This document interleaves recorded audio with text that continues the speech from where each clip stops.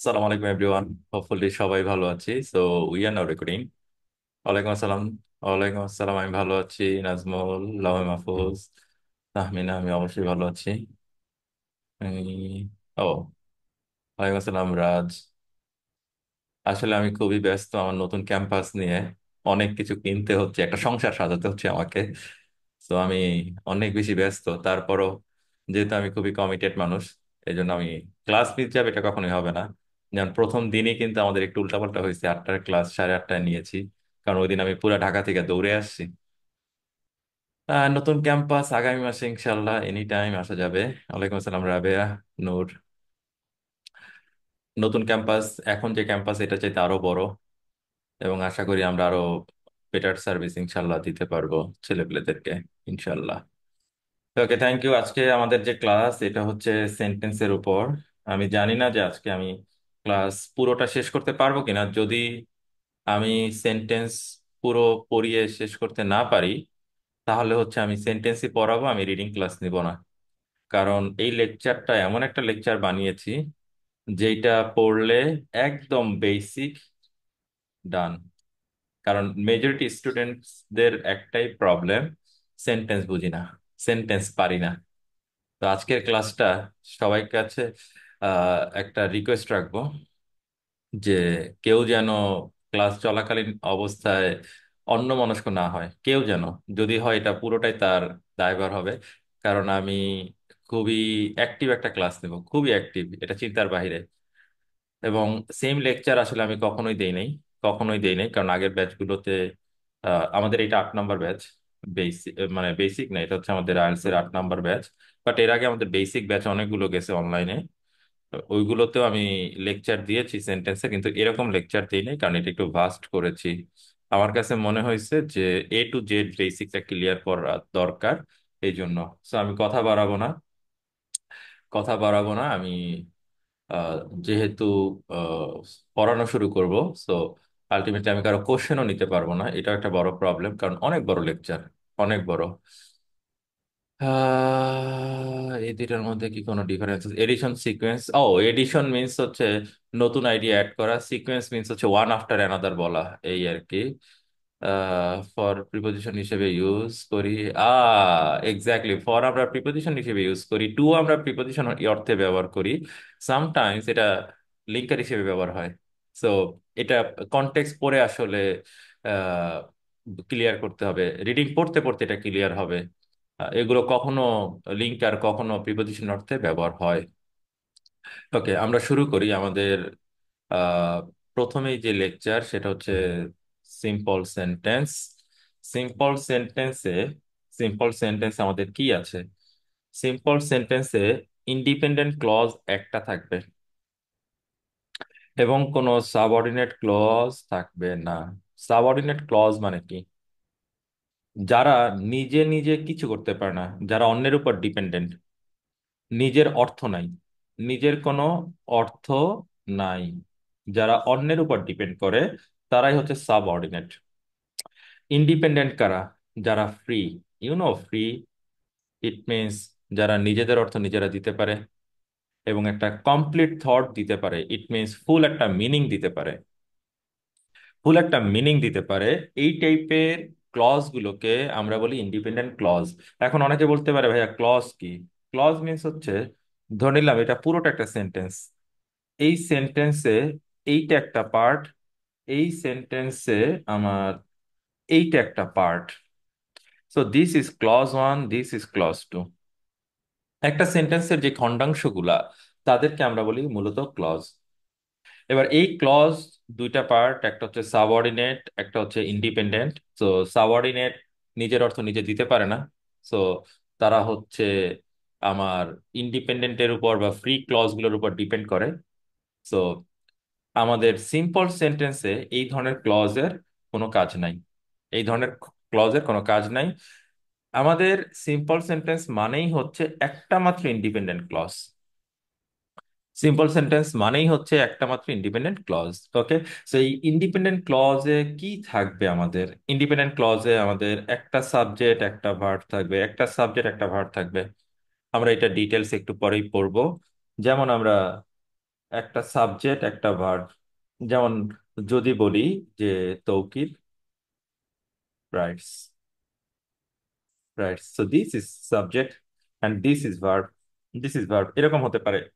Sometimes আমরা extend করি, sometimes আমরা এক্সটেন্ড করি, যেমন সাবজেক্ট এবং ভার্ব রাখার পরে এই জিনিসটা আমাদের এক্সট্রা, যেমন সাবজেক্ট এবং ভার্ব রাখার পরে এইটা আমরা এক্সট্রা রাখি, এটাও আমরা করে থাকি।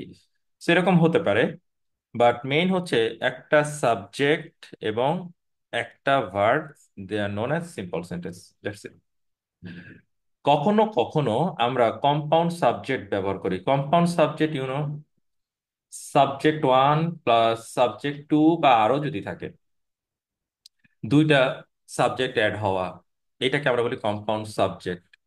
কখনো কখনো আমরা কম্পাউন্ড ভার্ব ব্যবহার করি, it means verb one verb two, দুইটা ভার্ব ব্যবহার করা, দুইটা ভার্ব ব্যবহার করা। অথবা কখনো এরকমও হয় দুইটা সাবজেক্ট দুইটা ভার্ব আমরা একসাথে ব্যবহার করি। আমরা একই সময়ে এরকম ব্যবহার করি, আমরা সেই এক্সাম্পল গুলা দেখব। যেমন আমরা যদি কম্পাউন্ড ভার্বের এক্সাম্পলে যাই, তাহলে শি ড্রপ এবং ওয়াস্ট। সো এইখানে যেটা করা হয়েছে, ড্রপ হচ্ছে আমার ভার্ব ওয়ান, মানে একটা ভার্ব, ওয়াস্ট দিস ইজ দুই নম্বর ভার্ব, দুই নম্বর ভার্ব। সো দুইটা ভার্ব, এই জন্য আমরা এটাকে বলতেছি কম্পাউন্ড ভার্ব। যখন আমরা দুইটা ভার্ব অথবা দুইটা সাবজেক্ট করি, তখন তাকে আমরা বলি কম্পাউন্ড ভার্ব, কম্পাউন্ড সাবজেক্ট এরকম বলি। তখন আমরা তাকে কম্পাউন্ড ভার্ব কম্পাউন্ড সাবজেক্ট এভাবে বলি। সো রিমেম্বার, এখানে এইটা একটা ভার্ব, এইটা একটা verb, so that's why this is compound verb. এরকম কম্পাউন্ড ভার্ব দিয়েও আমরা সিম্পল সেন্টেন্স বানাই এবং সেন্টেন্সটাকে টেনে লম্বা করি, সেন্টেন্সটাকে টেনে লম্বা করি। কম্পাউন্ড সাবজেক্ট কখন? যখন আমরা দুইটা সাবজেক্ট ব্যবহার করি, subject one subject two, D and L. এই যে this one and this one, এরাই হচ্ছে আমার একসাথে compound subject, compound subject. And then sometimes আমরা কম্পাউন্ড সাবজেক্ট এবং কম্পাউন্ড ভার্ব ব্যবহার করি। This is compound subject rose and I, rose and I দুইজন, love and hate, love and hate. So love হচ্ছে ভার্ব ওয়ান, হেট হচ্ছে verb two, মানে second verb. Verb two মানে অনেকে অনেক ভাবতে পারে প্রেজেন্ট পাস্ট পার্টিসিপল, ওইটা কিন্তু আমি বলতাছি না, আমি আসলে নাম্বারটা বলতেছি। সেরকম দুইটা ভার্ব যখন আমরা ইউজ করি, যখন আমরা দুইটা সাবজেক্ট ব্যবহার করি, সেটা কম্পাউন্ড সাবজেক্ট কম্পাউন্ড ভার্ব মিলে আমরা একটা সিম্পল সেন্টেন্স তৈরি করি। এরকম সিম্পল সেন্টেন্সে আমাদের একটা মাত্র ইন্ডিপেন্ডেন্ট ক্লজ থাকে, এবং এক্ষেত্রে আমরা কোনো প্রকার সাবঅর্ডিনেট ক্লজ ব্যবহার করি না। যদি আমরা আরো কিছু উদাহরণ দেখাই, তাহলে বলতে হবে যে ভিক্টর কেম, কেমটা কি? ভার্ব, এটা আমার জাস্ট এক্সটেনশন, এক্সট্রা। সো এটা একটা ইন্ডিপেন্ডেন্ট ক্লজ, ফুল একটা মিনিং দিচ্ছে। ভিক্টর কেম হোম আর্লি, এটা ফুল একটা মিনিং দিচ্ছে। কিন্তু যদি আমরা বলি Victor has left when she woke up, when she woke up, এই যে হোয়েন শি ওক আপ, এই কথাটা পুরো মিনিং কি দেয়? পুরো মিনিংটা কি দেয়? অবশ্যই দেয় না। যেহেতু ও পুরো মিনিং দেয় না, সো আমরা ডেফিনেটলি ওকে বলতে পারি এটা একটা সাবঅর্ডিনেট ক্লজ, ও ভিক্টর হ্যাজ লেফটের উপর ডিপেন্ড করে। এবং সিম্পল সেন্টেন্সে কখনোই সাবঅর্ডিনেট ক্লজ থাকতে পারবে না, রাইট? কখনোই সাবঅর্ডিনেট ক্লজ থাকতে পারবে না, মাথা রাখতে হবে। আহ, অবশ্যই জিন, অবশ্যই ইউ ক্যান ইউজ দিস। ওয়ালাইকুম আসসালাম জান্নাত। লিসেনিং ক্লাস শুরু হবে, আপুর আসলে স্যাট পরীক্ষা, তো স্যাটটা দিয়ে এসে আপু লিসেনিং ক্লাস শুরু করবে। সেপ্টেম্বর সেশন ধরতে হলে মিনিমাম কবে এক্সাম দেওয়া লাগবে? ডিসেম্বরে দিলে ভালো হয়, জানুয়ারিতে দিলেও প্রবলেম নাই। ওকে, এবার আসি আমরা যা যা পড়েছি। যে সিম্পল সেন্টেন্স আমরা বলেছি যে একটা সিম্পল সেন্টেন্সে একটা সিঙ্গেল আমার ইন্ডিপেন্ডেন্ট ক্লজ থাকবে। এবং ইন্ডিপেন্ডেন্ট ক্লজ মানে হচ্ছে এখানে আমার একটা সাবজেক্ট থাকবে একটা ভার্ব থাকবে, একটা সাবজেক্ট থাকবে এবং একটা ভার্ব থাকবে। আমি এর আগেই বলেছি একটা সাবজেক্ট এবং একটা ভার্ব থাকবে। এবং ডেফিনেটলি আমরা এটাও জেনেছি যে ইন্ডিপেন্ডেন্ট ক্লজ মানে হচ্ছে আমার একটা কমপ্লিট থট থাকবে। সো সিম্পল সেন্টেন্স মানে হচ্ছে আমার একটা কমপ্লিট থট থাকবে। ইট মিনস এটা একটা পরিপূর্ণ মিনিং দিবে। এবং এখানে কোনো আমরা আমরা সাবঅর্ডিনেট ক্লজ অথবা ডিপেন্ডেন্ট ক্লজ অ্যাড করব না। নো সাবঅর্ডিনেট ক্লজ বা ডিপেন্ডেন্ট ক্লজ। এবং আমরা যদি স্ট্রাকচার জানি তাহলে দেখব যে সিম্পল সেন্টেন্স মানে হচ্ছে সাবজেক্ট ভার্ব। সিম্পল সেন্টেন্স মানে হচ্ছে subject verb object. Simple sentence মানে হচ্ছে subject verb complement, sometimes subject verb এবং adverb. Subject verb adverb. So কারো যদি শর্টকাটে মনে রাখতে হয় সেটা মুখস্থ করুক, সেটা মুখস্থ করুক, এটা মাথায় রাখুক, তাহলেই হয়ে যায়। Subject verb, subject verb object, subject verb complement and subject verb adverb. এবার আমরা এইগুলার একটা একটা এক্সাম্পল দেখব। শুরুতেই বলছি সাবজেক্ট অ্যান্ড ভার্ব। এই সিটা কি? সাবজেক্ট। স্লিপসটা কি? ভার্ব।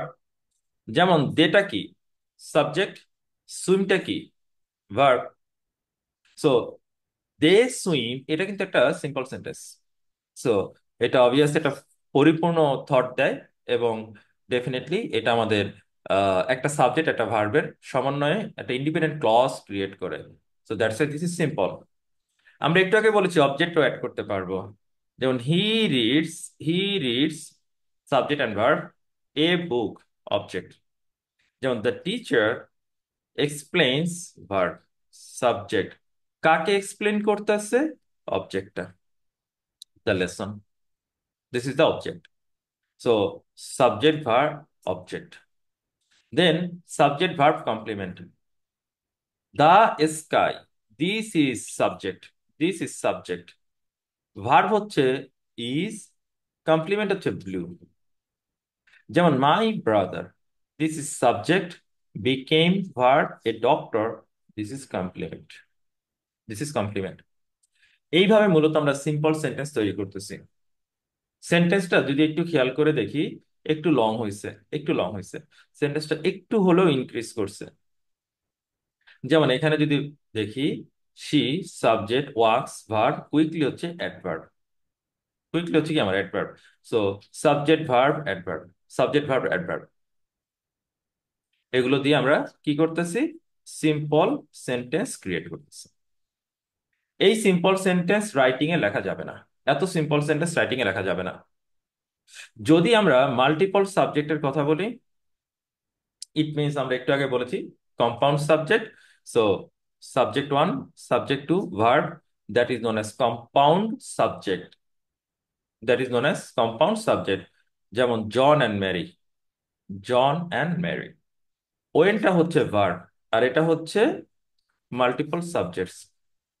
যেমন the cat and the dog, and the dog দুইটা সাবজেক্ট, কিন্তু তাদের ভার্ব কিন্তু প্লেইং, তাদের ভার্ব কিন্তু ওয়েন্ট, তাদের ভার্ব কিন্তু প্লেইং, রাইট?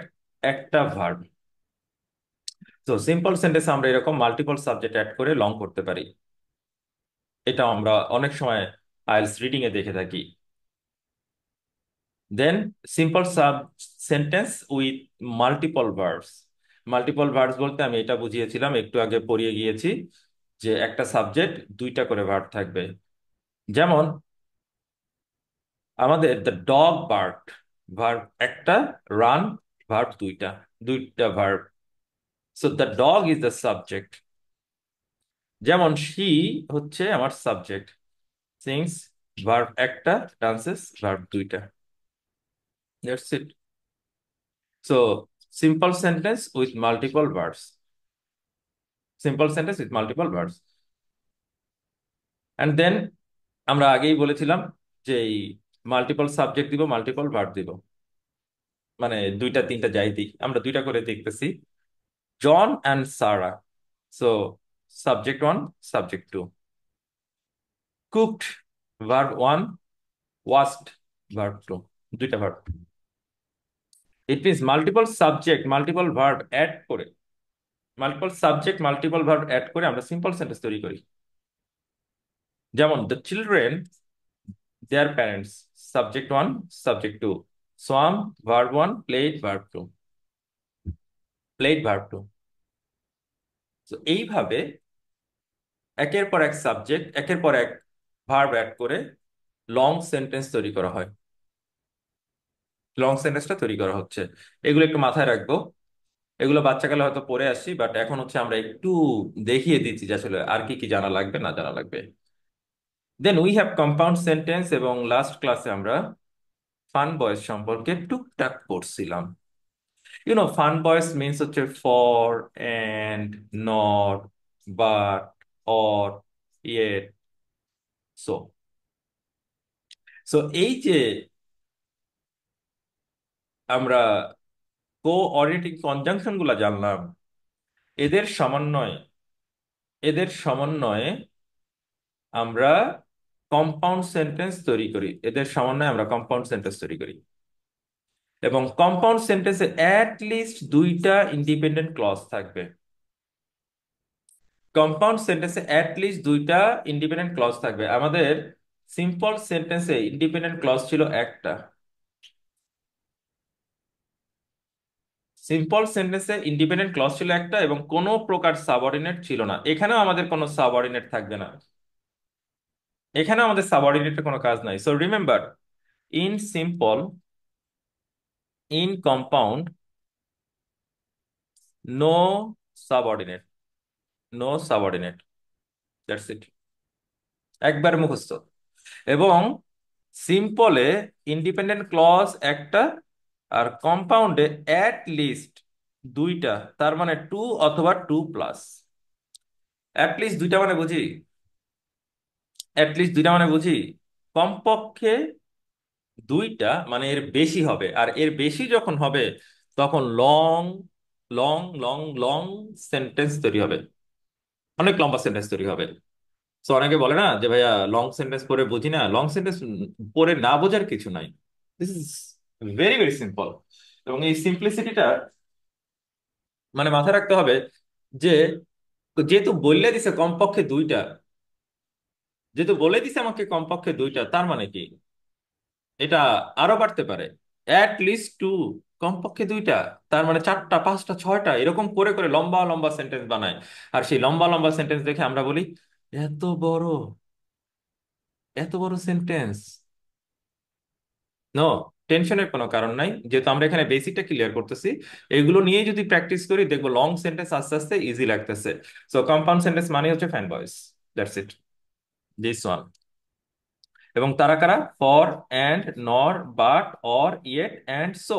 গত ক্লাসে আমরা এইগুলো পড়ে আসছিলাম, মনে করে দেখি। সো কম্পাউন্ড সেন্টেন্স যেহেতু আমাকে বলেই দিয়েছে যে ইন্ডিপেন্ডেন্ট ক্লজ কমপক্ষে দুইটা, এই ইন্ডিপেন্ডেন্ট ক্লজকে আমার যোগ করার জন্য আমরা কনজাংশন ব্যবহার করি। এদেরকে তো অ্যাড করতে হবে, এদেরকে তো যোগ করতে হবে। যেমন আমরা ইট ওয়াজ ডার্টি, এই কথাটা কিন্তু একদম ক্লিয়ার যে যে কোনো কিছু ডার্টি হতে পারে। যে কোনো কিছু ধরলাম, একটা মগ হতে পারে, একটা গ্লাস হতে পারে, একটা বুক হতে পারে, ডার্টি হয়েছে। অথবা একটা হাউস হতে পারে। আবার his house was huge, his house was huge. So this is independent one, this is independent two, independent two, independent one. এবার ওদেরকে আমার মিক্স করতে হবে, ওদেরকে আমার মিক্স করতে হবে।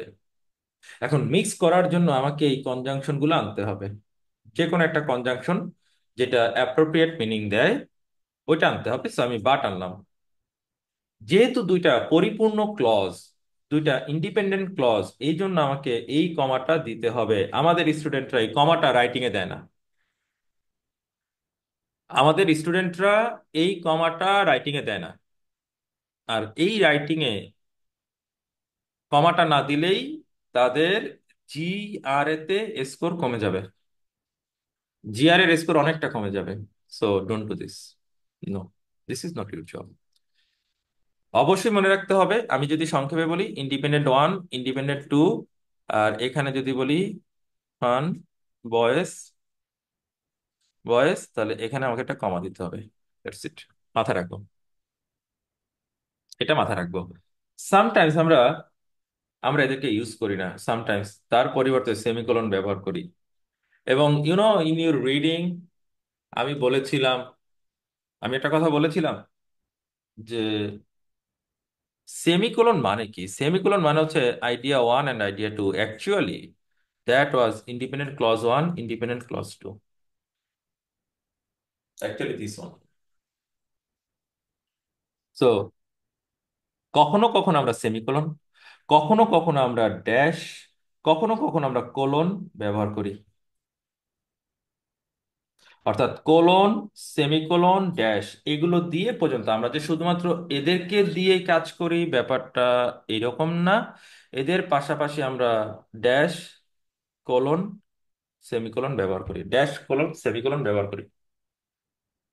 এদেরকে দিয়ে দুইটা ইন্ডিপেন্ডেন্ট ক্লজ আমরা জাস্ট অ্যাড করে দিই, জাস্ট অ্যাড করে দিই।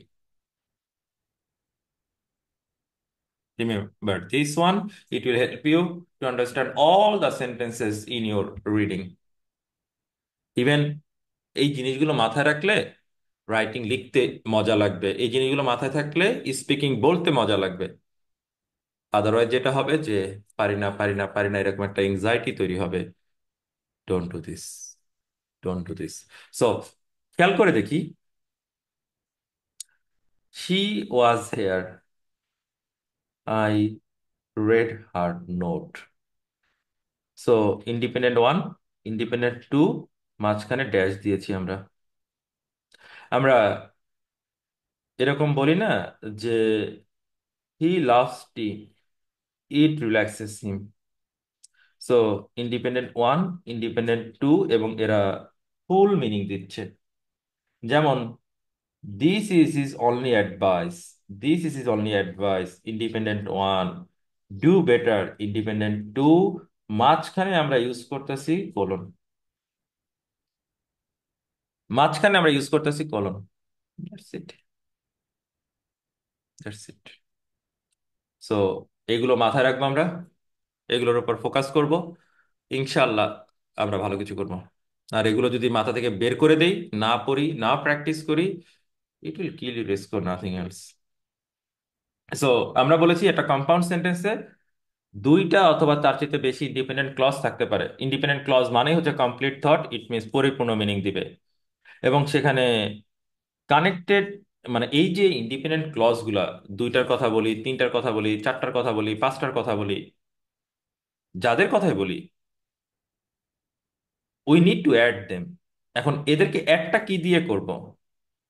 অ্যাড করার জন্য আমরা কোঅর্ডিনেটিং কনজাংশন, এখন আমাকে একটু বলতে হবে কোঅর্ডিনেটিং কনজাংশন কারা। লেট মি নো দিস, কারা, কারা? হ্যাঁ, এই কয়টাই। ও, it means I think extra কিছু রাবেয়া, কমপ্লিমেন্ট মিনস হচ্ছে এক্সট্রা। ও, নাবিল, ইট মিনস জাস্ট সামান্য কিছু এক্সট্রা বলা, nothing else. Thank you. Okay, এবার এখানে আমরা শুধু কোঅর্ডিনেটিং যে কনজাংশন আছে তারাই না, এদের ছাড়া আমরা আরো কি জিনিস জানি ব্যবহার করতে পারি। সেমিকোলন, সেমিকোলন মিন্স হচ্ছে দিস ওয়ান, রাইট? এদেরকে আমরা ব্যবহার করতে পারি। এবং এখানে একটা কথা বলা হয়েছে যে আমরা কনজাংটিভ অ্যাডভার্বে ব্যবহার আছে, এটা আমরা যখন এক্সাম্পলে যাব তখন ব্যাখ্যা করব। অ্যান্ড প্রত্যেকটা clause in compound sentence can stand alone. কেন? কারণ তারা পরিপূর্ণ মিনিং দেয়, তারা কমপ্লিট থট দেয়, রাইট? কারণ তারা প্রত্যেকে এক একটা সিম্পল সেন্টেন্স। আর এক একটা সিম্পল সেন্টেন্সের কাজ কি? এক একটা সিম্পল সেন্টেন্সের কাজ কি? কমপ্লিট থট দিবে। এবং যখন দে আর কম্বাইন্ড, তখন তারা একটা শো এ relationship between ideas, show relationship between ideas. অর্থাৎ আগের টপিক পরের টপিকের মধ্যে একটা রিলেশনটা কি, আগের আইডিয়া পরের আইডিয়া রিলেশনটা কি, এইটা ব্যাখ্যা করে। এই জন্য এই রিলেশনশিপটা দেখানোর জন্যই মূলত আমরা কনজাংটিভ অ্যাডভার্ব কিংবা আমরা ওই যে ফান ভয়েস কিংবা আমরা সেমিকোলন, এগুলো মূলত আমরা ব্যবহার করেছি, ড্যাশ ব্যবহার করে দেখাইছি। যদিও এগুলোর ব্যবহার রিডিং আমরা আরো দেখব, তারপর আমরা এখানে শর্ট কিছু সেন্টেন্সে দেখেছি। এবার আমরা কোঅর্ডিনেটিং কনজাংশন সম্পর্কে জেনেছি। সো কম্পাউন্ড সেন্টেন্স, এটা নিয়ে আমরা অলরেডি আলোচনা করেছি। এবং বারবারই বলেছি, এটা আমি আরেকবার একটু মনে করে দিই। ফান বয়েস, কমা।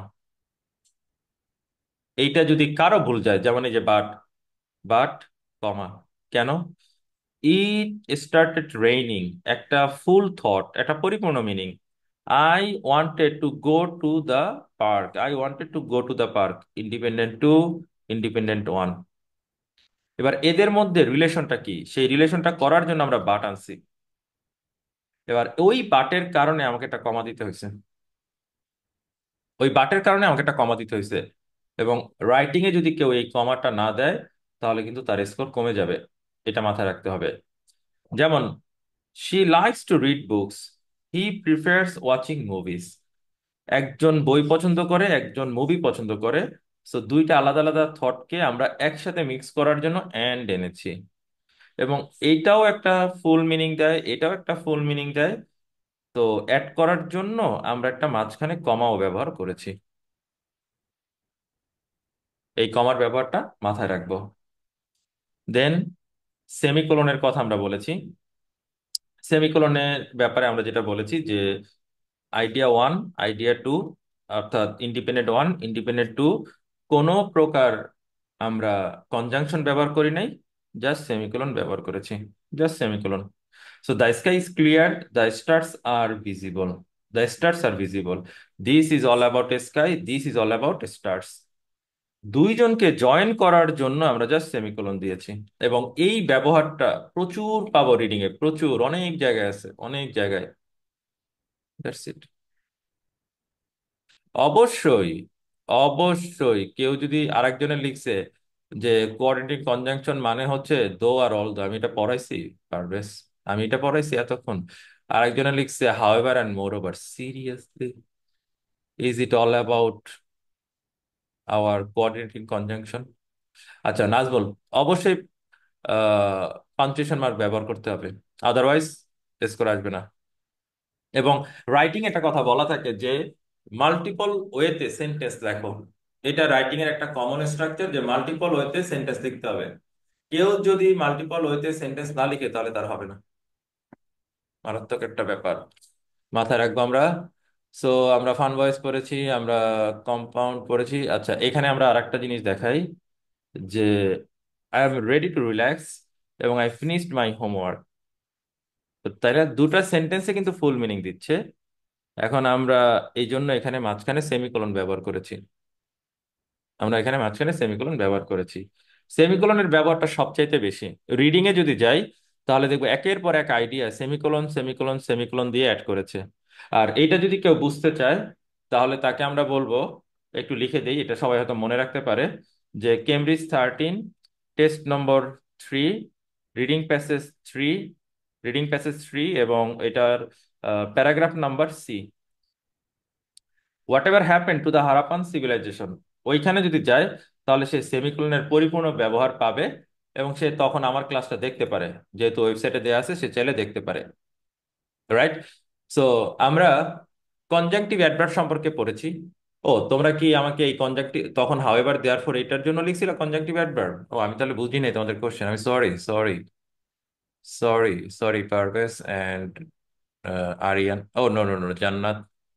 আমি ভাবছিলাম তোমরা মনে হয় ফান ভয়েসের জন্য লিখছি, আমি sorry. Okay, thank you, thank you both of you. আচ্ছা, নাজমুলের কোশ্চেন নেই, কোলন সেমিকোলন ড্যাশ ইউজ করে মিনিং সেম থাকে না, আলাদা? Oh no no no, remember Najmul, আমরা সেমিকোলনের কথা বলেছি যে দুইটা আইডিয়াকে অ্যাড করে। ড্যাশের কাজ মানে আগের আইডিয়ার উপর রিলেশন করে সামনে আরেকটা আইডিয়া দেয়া। অ্যান্ড কোলনের কাজও সেম। আমি এটাকে সংক্ষেপে বলি এক্সপ্লেন করা। আগের যে আইডিয়াটা আছে, যেমন আমি একটু কোলনের কথাটা বলে যাই, কোলনের কথাটা বলে যাই। কোলনের কাহিনীটা হচ্ছে, ধরলাম আমি এখানে কিছু একটা বলছি, এবার কোলন দিয়ে সামনে এই কথাটাকে আরেকটু এক্সপ্লেন করি, এই কথাটাকে সামনে আরেকটু এক্সপ্লেন করি। ড্যাশের কাজও সেম, কিছু একটা বলেছি, এরপর একটা ড্যাশ দেই, কিছু একটা বলার পরে ড্যাশ দেই, এবার এবার ওই ড্যাশের পরে যে আরেকটু এক্সপ্লেন করি, এই কাজটা আমরা করি। হ্যাঁ, কিন্তু সত্যি কথা বলতে আইএলটিএস এর রিডিং এর সবচাইতে বেশি হচ্ছে সেমিকোলন আর কোলন। ড্যাশও আছে, ড্যাশ যে নাই তা না, কিন্তু সেমিকোলনটা অত্যাধিক ব্যবহার হয়েছে। কেউ যদি কেমব্রিজের বইটা খুলে বা আজকে যদি আমরা রিডিং করার সময় পাই, তাহলে হয়তো আমরা এটা দেখবো। ওকে, সো কনজাংটিভ অ্যাডভার্বের কথা আমরা বলেছিলাম, and they are like however, therefore, moreover, consequently, meanwhile, এবং আরো কয়েকটা আছে, এটা গুগল করে কেউ চাইলে লিস্ট বের করতে পারে। So can be use to join two independent clauses, এবং এরা এটা মোর স্পেসিফিক রিলেশনশিপ দেখায়, লাইক কজ অ্যান্ড ইফেক্ট কিংবা কন্ট্রাস্ট, এরকম কিছু রিলেশনশিপ দেখায়। আমরা আমরা একটা দুটো এক্সাম্পল দেখলে হয়তো আমরা একটু ঠিক হব। যেমন, আই ডিডেন্ট পাস, এই যে আজকে এইচএসসি দিল, আমি পাস করি নাই, ও কিন্তু ইন্ডিপেন্ডেন্ট টু, 2 নম্বর।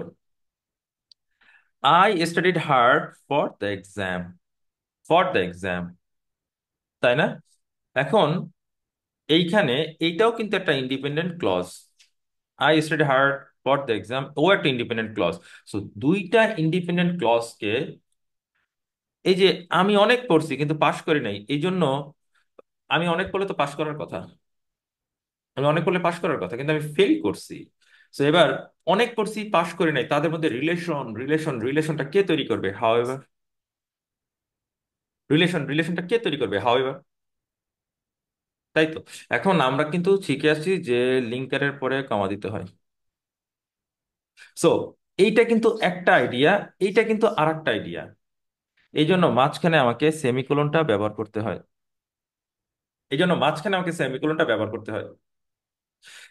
সিমিলার ওয়েতে দেয়ার ফর, যেমন she work late all week, all week, she is taking the weekend off, she is taking the weekend off, তাই না?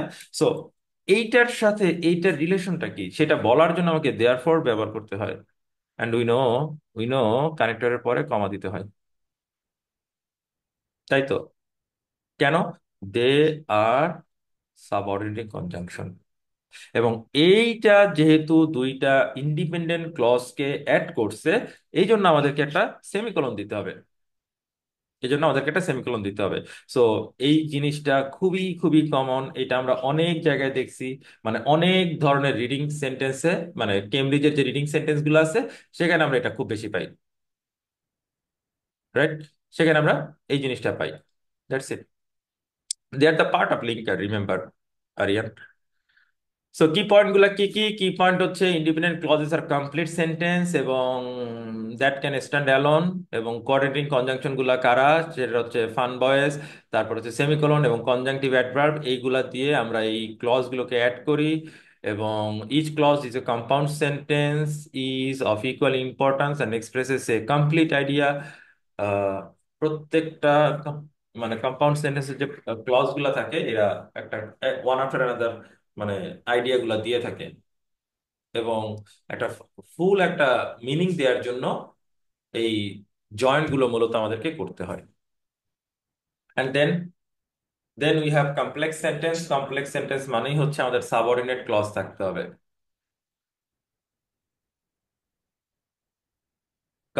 কমপ্লেক্স সেন্টেন্স মানে এটা কি বলবো, আমরা কিন্তু আগের দুইটাতে একটা কথা বলছি, আমাদের কোনো সাবঅর্ডিনেট ক্লজ নাই। আমরা কিন্তু আগে একটা কথা বলছি যে আমাদের কোনো সাবঅর্ডিনেট ক্লজ নাই, রাইট? সো আমাদের কোনো সাবঅর্ডিনেট ক্লজ নাই, এবার আমরা সাবঅর্ডিনেট ক্লজ আনবো, কিন্তু সেটা অ্যাটলিস্ট ওয়ান। আমাকে বলতে হবে অ্যাটলিস্ট ওয়ান মানে কি, অ্যাটলিস্ট ওয়ান মানে কি, এটা দিয়ে কি বোঝায়?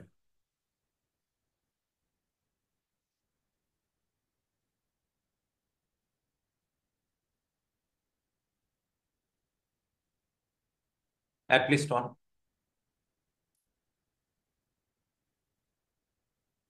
দ্যাট মিনস, ইট মিনস আমি বলতে পারি ওয়ান প্লাস, ওয়ান প্লাস, আমি এটা বলতে পারি। তার মানে এটা কি এমন হইতে পারে না দুইটা, তিনটা, চারটা, পাঁচটা এরকম একের পর এক সাবঅর্ডিনেট ক্লজ অ্যাড হবে? হতে পারে, হতে পারে, তাই না?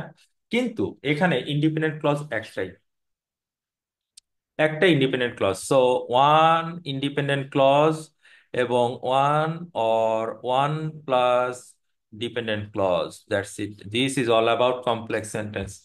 This is all about complex sentence. এবার সাবঅর্ডিনেট ক্লজ মানে কি? যে ক্লজ নিজে নিজে কিছু করতে পারে না, যে অন্যের উপর ডিপেন্ড করে, যার নিজের কোনো মিনিং নেই। যেমন আমি একটা উদাহরণ দেই, ইফ ইট রেইনস, এই কথাটা বলার পরে আমার কাছে কি মনে হয় না যে আর কি হবে, আর কি, কি হইতে পারে, কিছু একটা জানার আকাঙ্ক্ষা থেকে যায়। ও কি, মানে এইটার কি কোনো পরিপূর্ণ মিনিং আছে? ও কি একা দাঁড়াইতে পারে? ওর পক্ষে কি একা দাঁড়ানোর কোনো ওয়ে আছে যে if it rains, if it rains, or কিন্তু আলটিমেট কোনো মিনিং নাই। যেমন আমি যদি বলি যদি টাকা থাকতো, যদি টাকা থাকতো, এই কথাটা বলার পরে এখানে যারা ক্লাস করতেছে তাদের প্রত্যেকের একটা মনে প্রশ্ন জাগে, টাকা থাকলে কি করতেন, কি করতেন? কেউ বলতো iPhone 16 কিনতাম, কেউ বলবে S24 আলট্রা কিনতাম, কেউ বলবে হয়তো সেন্ট মার্টিন ঘুরতে যেতাম, কেউ বলবে হয়তো একটু ইয়ামচাতে খাইতে যেতাম। That's it, that's it. So এরকম হয়। তো ইফ ইট রেইনস কিংবা হোয়েন হি ওয়াজ ইয়াং, যেমন আমরা যদি বলি ছোটবেলায়, যখন ছোট ছিলাম, এই কথাটা বলার পরে বাকি কথা আমার শুনতে মন চায়। সো এই টাইপের কথাগুলোকে বলা হয় মূলত সাবঅর্ডিনেট ক্লজ, যে পরিপূর্ণ কোনো মিনিং দেয় না। বাট আমি যদি এরকম বললি যে যখন ছোট ছিলাম, যখন ছোট ছিলাম প্রচুর মাছ ধরতাম, বা পুকুরে গোসল করতাম, অনেক বেশি ফুটবল খেলতাম, এই কথাটা নর্মালি যদি বাদ দিই, যখন ছোট ছিলামও যদি বাদ দেই, তাহলে বলতে পারি না যে অনেক ফুটবল খেলতাম, একটা সময় অনেক ফুটবল খেলতাম, এরকম আমরা বলি। সো এইগুলাই হচ্ছে মূলত ইন্ডিপেন্ডেন্ট অ্যান্ড সাবঅর্ডিনেট ক্লজের ম্যাটার সেন্টার। এই ইস, আরেকটা শুরু করছে, টাকা থাকলে বিয়া করতাম, কি অবস্থা! শুরু করছে। ওকে। সো আমরা আমরা যেমন একটা একদমই সিম্পল একটা এক্সাম্পল দেখি, যে নর্মাল বলতে গেলে will not go fishing, will not go fishing, ও নিজে কিন্তু একটা ইন্ডিপেন্ডেন্ট ক্লজ, একটা independent clause. If it rains, if it rains, এটা হচ্ছে আমার ডিপেন্ডেন্ট ক্লজ অথবা সাবঅর্ডিনেট ক্লজ, ডিপেন্ডেন্ট ক্লজ অথবা subordinate clause. And then when he was young, ছোটবেলায় সে কি করছে, ছোটবেলায় সে কি করছে? When he was young, so আমরা he wanted to be an astronaut, he wanted to B astronaut, এটা আমার ইন্ডিপেন্ডেন্ট ক্লজ, এটা আমার independent clause. When he was young, এটা আমার সাবঅর্ডিনেট ক্লজ, এটা আমার সাবঅর্ডিনেট ক্লজ। যেমন all classes are cancelled, all classes are cancelled, কি হয়েছে? বিকজ অফ দ্য টাইফুন, এই যে বিকজ অফ দ্য টাইফুন, এটা হচ্ছে সাবঅর্ডিনেট ক্লজ, এটা হচ্ছে সাবঅর্ডিনেট ক্লজ। এন্ড দেন একইভাবে যদি আমরা বলি আফটার জগিং, জগিং এর পর কি হয়েছে আমি জানি না, জগিং এর পর কি হয়েছে আমি জানি না। দ্যাট শি লাভস, এই দ্যাট শি লাভ কোনটা লাভ করে এটাও আমি জানি না। এই দুইটা কথা আমার কাছে পরিপূর্ণ না। So this is subordinate one, this is subordinate two. আমরা কিন্তু বলেছি অ্যাট লিস্ট ওয়ান, কমপক্ষে একটা। সো এখানে সাবঅর্ডিনেট এক, এখানে সাবঅর্ডিনেট দুই, দুইটা আমরা অ্যাড করেছি, দুইটা আমরা অ্যাড করেছি। মেইন ক্লজটা হচ্ছে she went to the cafe, she went to the cafe, that is, এটা পুরা নিজে নিজে একটা মিনিং দিতে পারে। So this is a part of independent clause. Okay. And then, and then আমি যদি একটু বলি, একটা কমপ্লেক্স সেন্টেন্সে পক্ষে একটা সাবঅর্ডিনেট ক্লজ থাকবে, at least one dependent clause যাকে আমরা বলি সাবঅর্ডিনেট ক্লজ, আর একটাই ইন্ডিপেন্ডেন্ট ক্লজ থাকবে, ওয়ান ইন্ডিপেন্ডেন্ট ক্লজ থাকবে, যেখানে আমরা কমপ্লিট একটা থট পাবো। এবং dependent clauses are introduced by subordinating conjunction, এবং সেই সাবঅর্ডিনেটিং কনজাংশন গুলা কারা, রিলেটিভ প্রোনাউন গুলা কারা, এই লিস্টটা আমরা গত ক্লাসে পড়ে আসি। বিকজ, অলদো, দো, সিন্স, ইফ, কিংবা হোয়েন, হু, হুইচ, দ্যাট, হু, এইগুলা দিয়ে আমরা পড়ে আসছি গত ক্লাসে। সো কমপ্লেক্স সেন্টেন্স মানে কি তাহলে? কমপ্লেক্স সেন্টেন্স মানে হচ্ছে ইন্ডিপেন্ডেন্ট ক্লজ, ডিপেন্ডেন্ট ক্লজ। তবে ইন্ডিপেন্ডেন্ট ক্লজকে যদি পরে দেই তাহলে কমা দিতে হবে আগে। এটা কিন্তু মারাত্মক একটা ব্যাপার, অনেকের এই প্রশ্নটা থাকে, কমাটা কোথায় দিব, কখন দিব, একটু মনে করে দিই।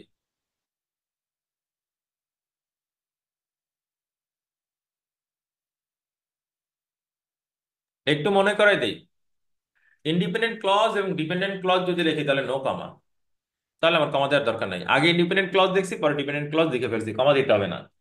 বা ডিপেন্ডেন্ট ক্লজটা যদি আমরা আগে লিখি, তাহলে আমাকে ইন্ডিপেন্ডেন্ট ক্লজের আগে কমা দিতে হবে। তাহলে আমাকে ইন্ডিপেন্ডেন্ট ক্লজের আগে কমা দিতে হবে। এবং আমরা ইন্ডিপেন্ডেন্ট ক্লজ এর সাথে রিলেটিভ ক্লজ ব্যবহার করতে পারি। রিলেটিভ ক্লজ কারা?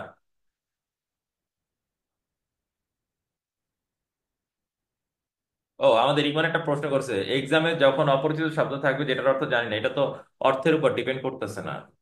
বাট রিমেম্বার, আমি যদি একটা ওয়ার্ড চিনে নাই বুঝি ও ভার্ব নাকি নাউন না অ্যাডজেক্টিভ, তাইলে তো আবার হইলো না। রাইট, এই জন্য কিন্তু আমরা সাফিক্স প্রিফিক্সের ক্লাস করাইছি, যাতে করে নাউন ভার্ব অ্যাডজেক্টিভ চেনা যায়। তো এই তিনটে স্ট্রাকচারের আমরা এক্সাম্পল দেখবো। আগে আমরা বলেছি যে সাবঅর্ডিনেটিং কনজাংশন কারা, তার একটা কথা বলে গিয়েছিলাম। তো এটা একটু মনে রাখতে পারি, ছোটবেলায় পড়াইছি, মানে গতকালকেই পড়াইছি। তো এগুলো একটু মাথায় রাখবো। বাট আমাদের যে প্রথম স্ট্রাকচার ছিল যে ইন্ডিপেন্ডেন্ট ক্লজ এবং সাবঅর্ডিনেটিং কনজাংশন এর সাথে ডিপেন্ডেন্ট ক্লজ, অথবা সাবঅর্ডিনেটিং কনজাংশন এর সাথে ডিপেন্ডেন্ট ক্লজ, আর ডিপেন্ডেন্ট ক্লজের পরে যে আমরা বলেছি ডিপেন্ডেন্ট এবং ইন্ডিপেন্ডেন্ট, এটা এইভাবে মনে D comma I, D comma I মনে রাখলেই হয়ে যায়। আর যদি আই আর ডি লিখি তাহলে হচ্ছে নো কমা। এই যে ইন্ডিপেন্ডেন্ট, ডিপেন্ডেন্ট, কোনো কমা নাই। কনজাংশন তো ব্যবহার করবে, এটা তো বলেই দিছি, বাট কোনো কমা নাই। এটা মনে রাখবো, তাই তো। যেমন হি স্টেড হোম, এইটা কি পরিপূর্ণ মিনিং দেয় নাকি দেয় না? এটা পরিপূর্ণ মিনিং দেয় নাকি দেয় না, লেট মি নো।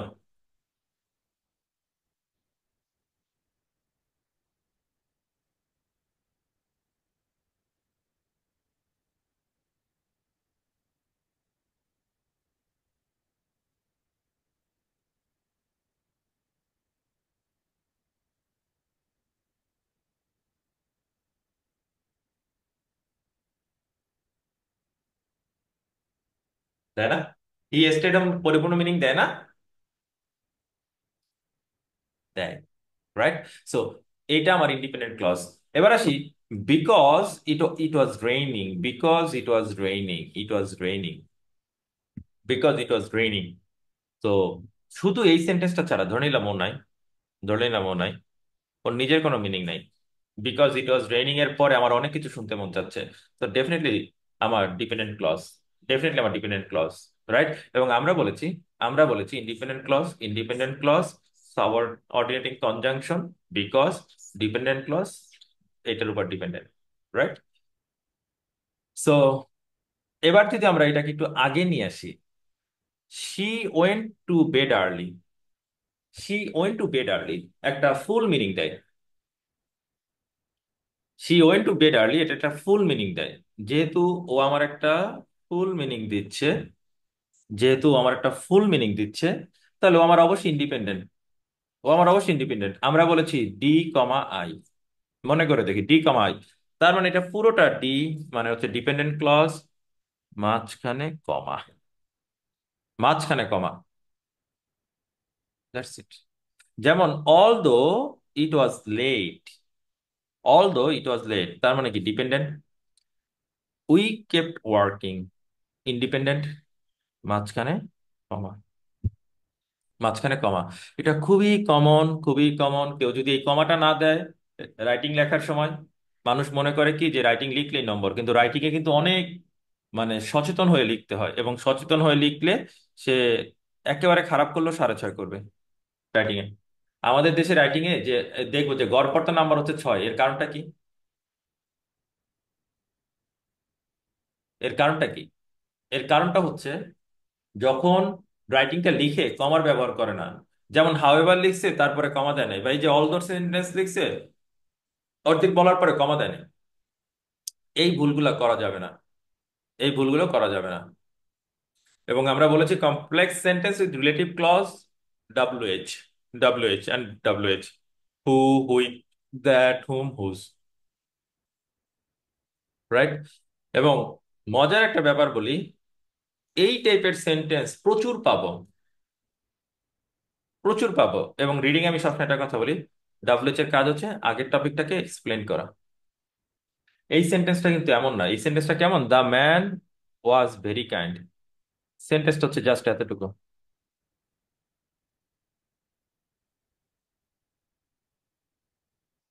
এই যে সেন্টেন্সটা হচ্ছে জাস্ট এতটুকু, the man was very kind. But IELTS করে কি, ওরে উঠাই দেয় এই জায়গাটারে, এই জায়গাটারে এক্সট্রা লাগ দিয়ে দেয়। এবং সামটাইমস দ্যাট দিয়ে আমরা বলি যে দ্যাট এর কাজও হচ্ছে আগের টপিককে এক্সপ্লেন করা। দ্যাট এর কাজ, দ্যাট দিয়ে লম্বা সেন্টেন্স তৈরি করে। এই যে স্টুডেন্টরা বলে যে লং সেন্টেন্স পড়ে বুঝি না, কারণটা কি? কারণ তারা তো এগুলো জানে না, তারা এগুলো নিয়ে কাজ করে না, যার কারণে এরকম ফিল হয়। তো আশা করি ইনশাল্লাহ এগুলো থাকবে না, হয়তো ঠিকঠাক মতন কাজ করতে পারলে ঠিক হয়ে যাবে। ওকে, এটা মাথায় রাখবো।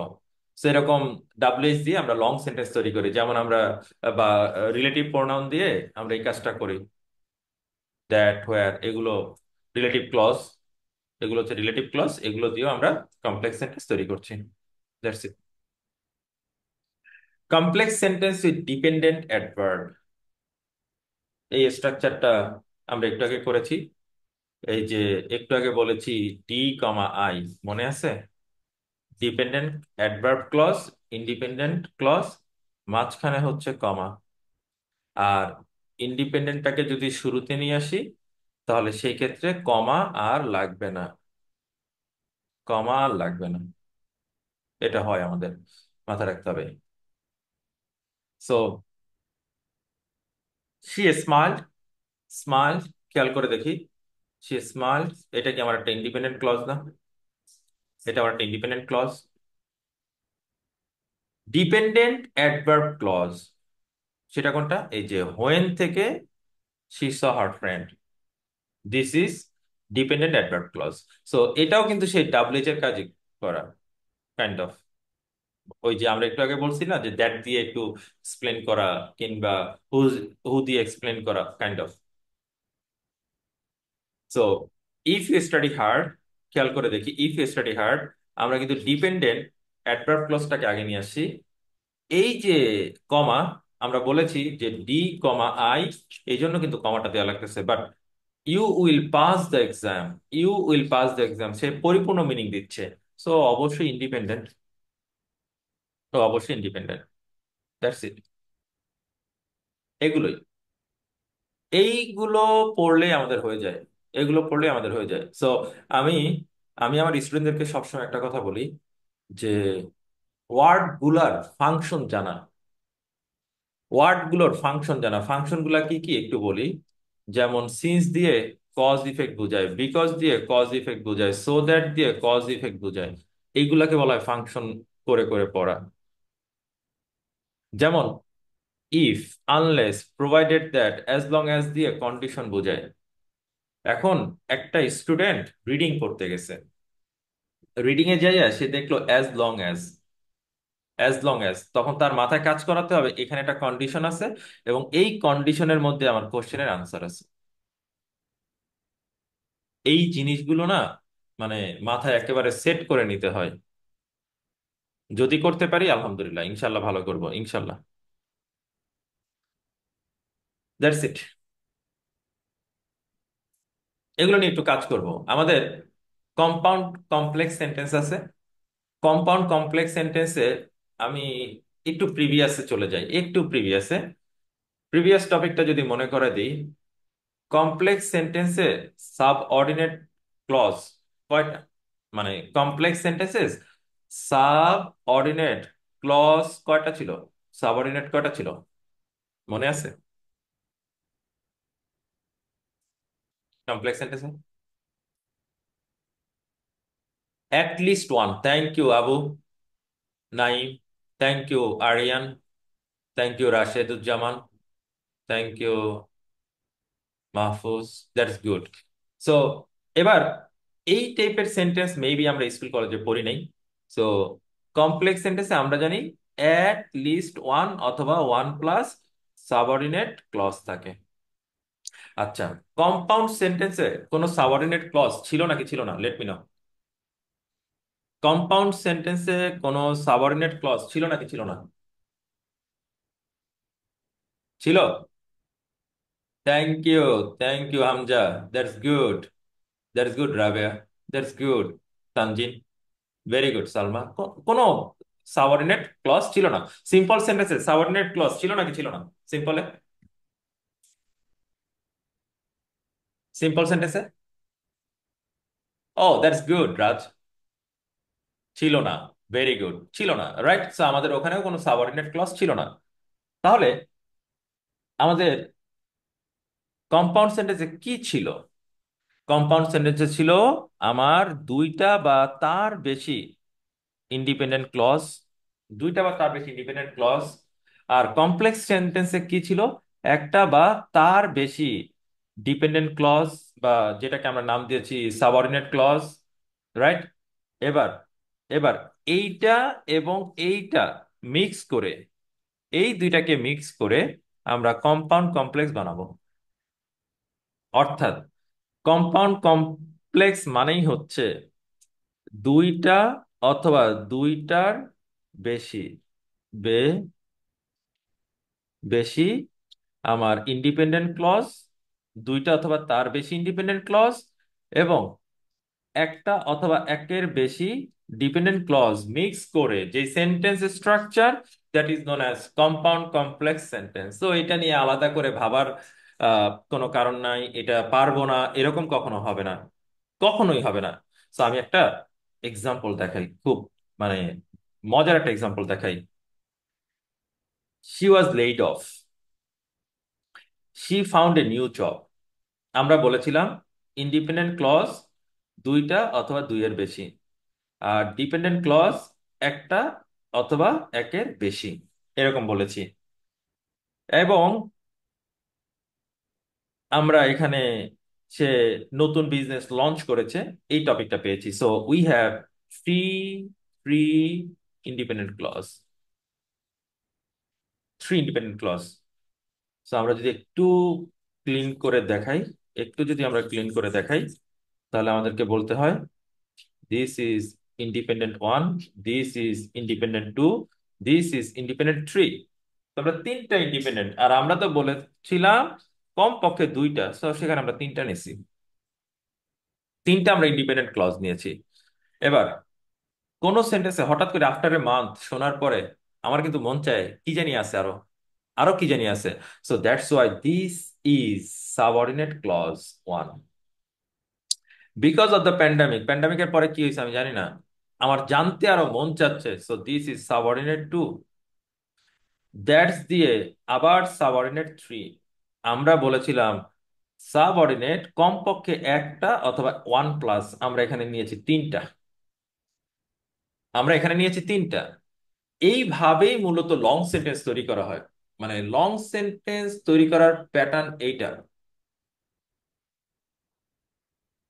বাট আমরা এইরকম ভাবে যে লং সেন্টেন্স তৈরি করা যায় বা লং সেন্টেন্স এটা হইতে পারে, এ- এটা মাথায় রাখি না, আমরা মাথায় রাখি না। সেন্টেন্সের পার্ট গুলো আমরা খুব ডিপলি অ্যানালাইসিস করি না, যার কারণে আমাদের দুর্বলতা থেকে যায়। সো এই কাজটা কখনোই করা যাবে না। অবশ্যই অবশ্যই সেন্টেন্স নিয়ে অ্যানালাইসিস করতে হবে, সেন্টেন্স নিয়ে অ্যানালাইসিস করতে হবে। আর এটা যদি কেউ না করে, কেউ যদি শুধুমাত্র মনে করে যে আমি লেকচারটা দেখলাম আমার হয়ে গেল, তাহলে হবে না। স্টুডেন্টদের যে দায়িত্ব, স্টুডেন্টদের যে দায়িত্ব, চ্যাট জিপিটিতে যাবে, যে আমি আর এই স্ট্রাকচার পড়ালাম না, কারণ সেম জিনিস আমি হয়তো একটু পড়াই গেছি। সো প্রত্যেককে একটু রিকোয়েস্ট করব যে এখানে যে লেকচারটা আছে বাকিটা একটু নিজেরা পড়ে নিবে, কারণ এই লেকচার অলরেডি আমার দেয়া শেষ। নিজেরা একটু পড়ে নিবে, তারপর প্রবলেম পাইলে আমাকে বললেই হবে, আমি ইনশাল্লাহ চেষ্টা করব সেটা রিকভার করে দিতে। বাট স্টুডেন্টদের দায়িত্বটা কি? সে অবভিয়াসলি চ্যাট জিপিটিতে যাবে এবং যে বলবে গিভ মি 50 সিম্পল সেন্টেন্স। ও মাই গড, সিরিয়াসলি? হ্যাঁ, ফাইজলামি।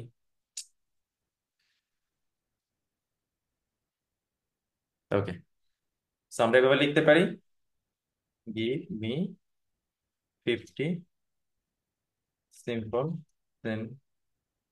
সেন্টেন্স স্ট্রাকচার উইথ, আচ্ছা সেন্টেন্স স্ট্রাকচার লাগবে না, এক্সাম্পল শেষ, 50টা সিম্পল সেন্টেন্সের এক্সাম্পল। 50টা সিম্পল সেন্টেন্সের এক্সাম্পল, নাথিং এলস। পরে অভ্যাস করি, দেখে দেখে লিখি, দেখে দেখে লিখি, লেখার অভ্যাস করি, অনেক কিছু ঠিক হয়ে যাবে। 50 লাগে 50, 100 লাগলে 100, ওরা যা দিব তাই দিবে আমারে। একেবারে সিম্পল, রাইট? সো এইভাবে একের পর এক, একের পর এক, সেম ওয়েতে, সেম ওয়েতে, গিভ মি 50 সিম্পলের জায়গায় শুধু লিখে রাখবো, শুধু লিখে দিব কমপ্লেক্স বা কম্পাউন্ড, যাই লিখি, কমপ্লেক্স, কমপ্লেক্স। 50টা করে সেন্টেন্স নেওয়া শুরু করব, 50টা করে সেন্টেন্স নেওয়া শুরু করব। ওকে। সো এইগুলা নিয়ে না আসলে নিজের কাজ করা উচিত, নিজেকে কাজ করতে হবে। এখন কেউ যদি শুধুমাত্র লেকচারের উপর ডিপেন্ড করে না, এটা এই পর্যন্ত পড়ে শেষ করে রাখবো, তা হবে না। সো আমি একটা এইচডাব্লিউ দিয়ে দিব। সবাই, আমি যে 4 প্রকার সেন্টেন্স পড়াইলাম, এইগুলার মোট 200টা সেন্টেন্স, 200টা সেন্টেন্স এইচডাব্লিউ করে লিখে জমা দিবে। 200টা সেন্টেন্স এইচডাব্লিউ করে লিখে জমা দিবে। That's it. এই কাজটা করতেই হবে। কেউ যদি এই কাজে দুর্বলতা রাখে, তাহলে তার রেজাল্ট হবে না। আমি বললাম, তার রেজাল্ট হবে না।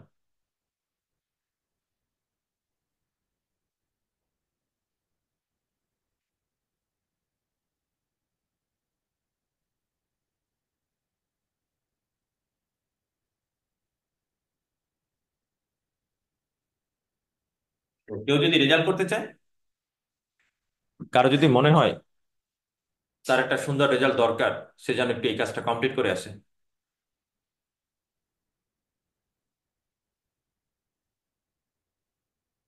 কারণ আইএলটিএস এর মেইন প্রবলেম হচ্ছে স্পিকিং বলার সময় সেন্টেন্স মাথা নেই। এটা হচ্ছে মেইন প্রবলেম। চিন্তা করে যে এখন কি সাবজেক্ট বসাবো নাকি ভার্ব বসাবো। স্টুডেন্ট, আমি এরকমও দেখছি। এই কাজটা করা যাবে না। এটা ক্লিয়ার করতে হলে আগে আমাকে সেন্টেন্স ক্লিয়ার করতে হবে, রাইট? এটা মাথায় রাখতে হবে, মাথায় রাখতে হবে।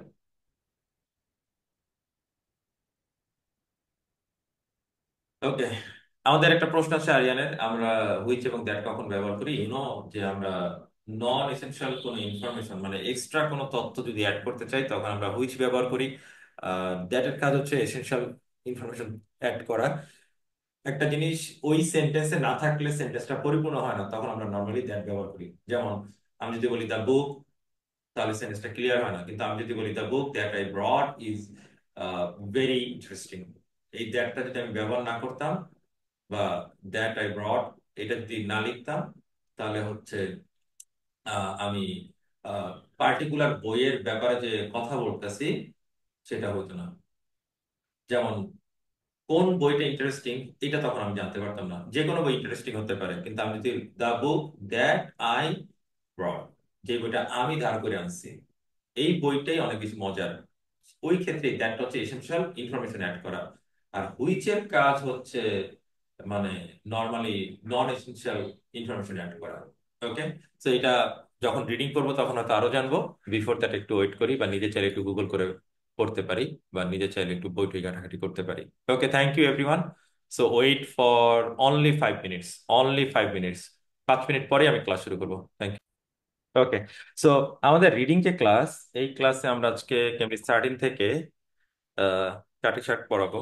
আমি এটা পড়াতে চাই নাই, বাট আমার শিয়াব বলছে যে ভাইয়া আপনি আজকে এটা পড়ান, কারণ এটার মধ্যে অনেক স্ট্রাকচার আছে, বাচ্চারা পড়ে মজা পাবে, মানে সিস্টেমটা অনেক কিছু ধরতে পারবে। তো ওর রিকোয়েস্টে আজকে প্রায় মেবি 3 ইয়ার্স পরে আমি এই, আরো বেশি হইতে পারে আমি জানি না, 3 বছর পরে পড়াইতেছি।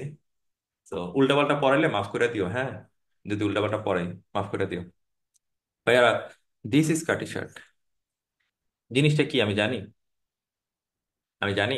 জানি না। এটা ব্যাখ্যা করার জন্য আমাদেরকে এই কোলনটা আনা লাগছে। সো কোলনের কাজ হচ্ছে এই টপিকটাকে এখানে ব্যাখ্যা করবে, the fastest sailing ship of all time. তার মানে আমরা এখানে যা পড়বো, এই সেই Cutty Sark, this is sailing sheep.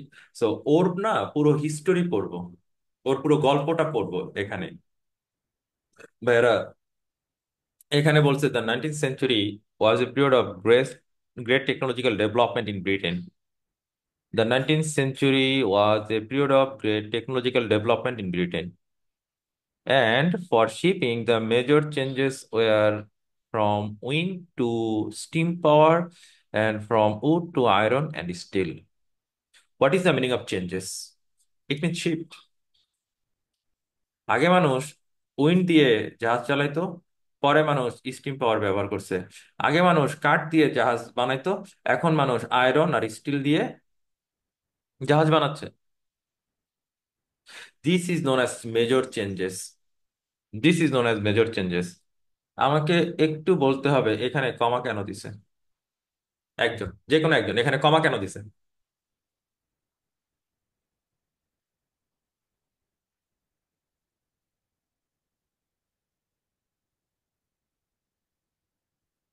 আচ্ছা, আনসার দিতে থাকুক, আমি নিতে থাকি, আমি এগুলো ডিটেলস পরে নিব। ওকে। সো আমি দেখি যে আমার স্টুডেন্টরা কি আনসার দেয়, যে এখানে কমার কাজটা কি ছিল। বা কেউ যদি ক্লাসে পরেও বলে তাহলেও প্রবলেম নাই, আমি নিব। এবার চলে যাই পরের topic. The fastest commercial sailing vessels of all time were clippers. তার মানে ক্লিপার্স অনেক বেশি দ্রুতগামী ছিল, এবং of all time, three mast ships built to transport goods around the world. তার মানে এই ক্লিপারটা কিরকম সেটা এখানে বলে দিছে। এটা পণ্য কোথায় পরিবহন করতো সেটা বলছে। এরপরে বলতেছে অলদো সাম অলসো টুক প্যাসেঞ্জার। তার মানে একটা জিনিস খেয়াল করে দেখি, এইটা একই সাথে গুড নিত, একই সাথে প্যাসেঞ্জারও নিত, একই সাথে প্যাসেঞ্জারও নিত। তার মানে গুডস প্যাসেঞ্জার দুইটা, নট অনলি গুডস। শুধুমাত্র যে গুডই নিত ব্যাপারটা এরকম না, বা শুধুমাত্র প্যাসেঞ্জার নিত এরকম না। ফ্রম দা ইয়ার বলে দিয়েছে, টাইম বলে দিয়েছে, দরকার নাই। এই টাইমের মধ্যে কি হয়েছে, ক্লিপার্স ডমিনেটেড ওয়ার্ল্ড ট্রেড। তার মানে তখনকার দিনে ক্লিপার ছাড়া ব্যবসা হইতো না। ক্লিপারের মতন জাহাজগুলো না থাকলে ব্যবসা হইতো না। সবাই লক্ষ্য করলে দেখবে আমি এটা পড়ি নাই। সবাই লক্ষ্য করলে দেখবে আমি এটা পড়ি নাই। এইটা হচ্ছে আমার একটা এক্সট্রা তথ্য। এখানে বলছে when the Suez Canal opened and steam propulsion was replacing sail। আমাকে বলতে হবে রিপ্লেস, রিপ্লেস, রিপ্লেস বলতে কি বুঝাইছে? এনিওয়ান? রিপ্লেস,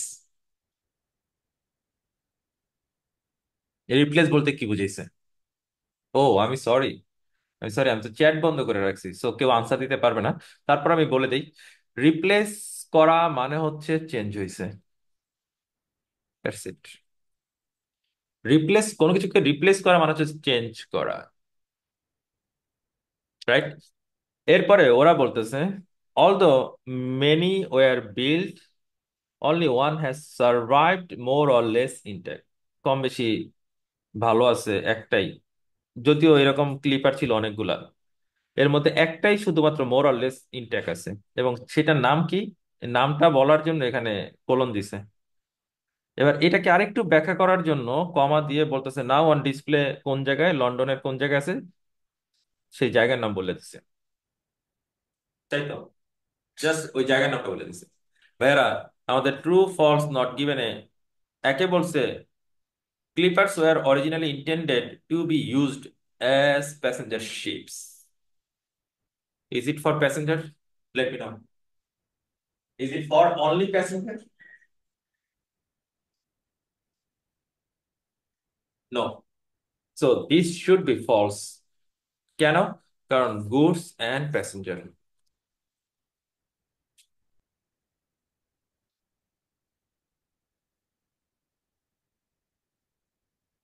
অবশ্যই গুডস অ্যান্ড প্যাসেঞ্জার, তাই না? সো আনসার অবশ্যই কি, অবশ্যই কি হবে? ফলস। তো আমরা এখন পর্যন্ত পোয়েমের কথা পড়ি নাই, তো আমরা একটু সামনে যাব, যে দেখবো পোয়েমের বিষয়টা কিভাবে আসছে, তারপরে যে আমরা আনসার করব। লক্ষ্য করে দেখি, এখানে বলা হচ্ছে Cutty Sark's unusual name comes from the poem. পোয়েমটার নাম কি? এই যে একটু ইটালিক লেখা, লক্ষ্য করেছি? একটু ইটালিক লেখা। সো সেই পোয়েমটা কে লিখছে দরকার নাই, পোয়েমের নাম কি দরকার নাই, নামটা আসছে কোথা থেকে? Unusual name comes from poem, poem থেকে আসছে। এবার আসি পরেরটাতে। ট্যাম, এই যে ট্যাম নাম থেকে, সে একটা ফার্মার ছিল। ই জাস্ট বাই এ উইচ। উইচের নাম কি? নাম বলছে। শয়তানের নাম কি? নাম বলে দিছে, দিস ইজ হুইচ। এরপরে বলছে এই ব্যক্তি, এই শয়তানটা, পরে হু দিছে, তার মানে ওকে এখানে আলোচনা করা হচ্ছে। সে একটা কাটি শার্ট পরতো। এইটা অ্যাকচুয়ালি একটা night dress, short night dress. এই শয়তানটা যে ড্রেসটা পরতো একটা নাইট ড্রেস ছিল। এটা হচ্ছে আমার নাম ছিল কাটি শার্ট। এবার the witch is depicted in Cutty Sark figurehead. The figure হেডটা কিরকম? সেই ফিগার হেডটা এখানে বলছে carving of a women typically at the front of old sailing ship. কারা জানি বলছিল ড্যাশটা বুঝি না, এই যে ড্যাশ, এই ড্যাশটা জাস্ট এতটুকুকে এক্সপ্লেন করতেছে।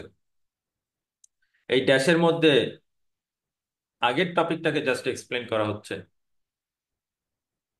The witch is depicted in Cutty Sark's figurehead, সেইটা কিরকম? তারা বলতেছে the carving of a women typically at the front of old sailing ship. That's ইট।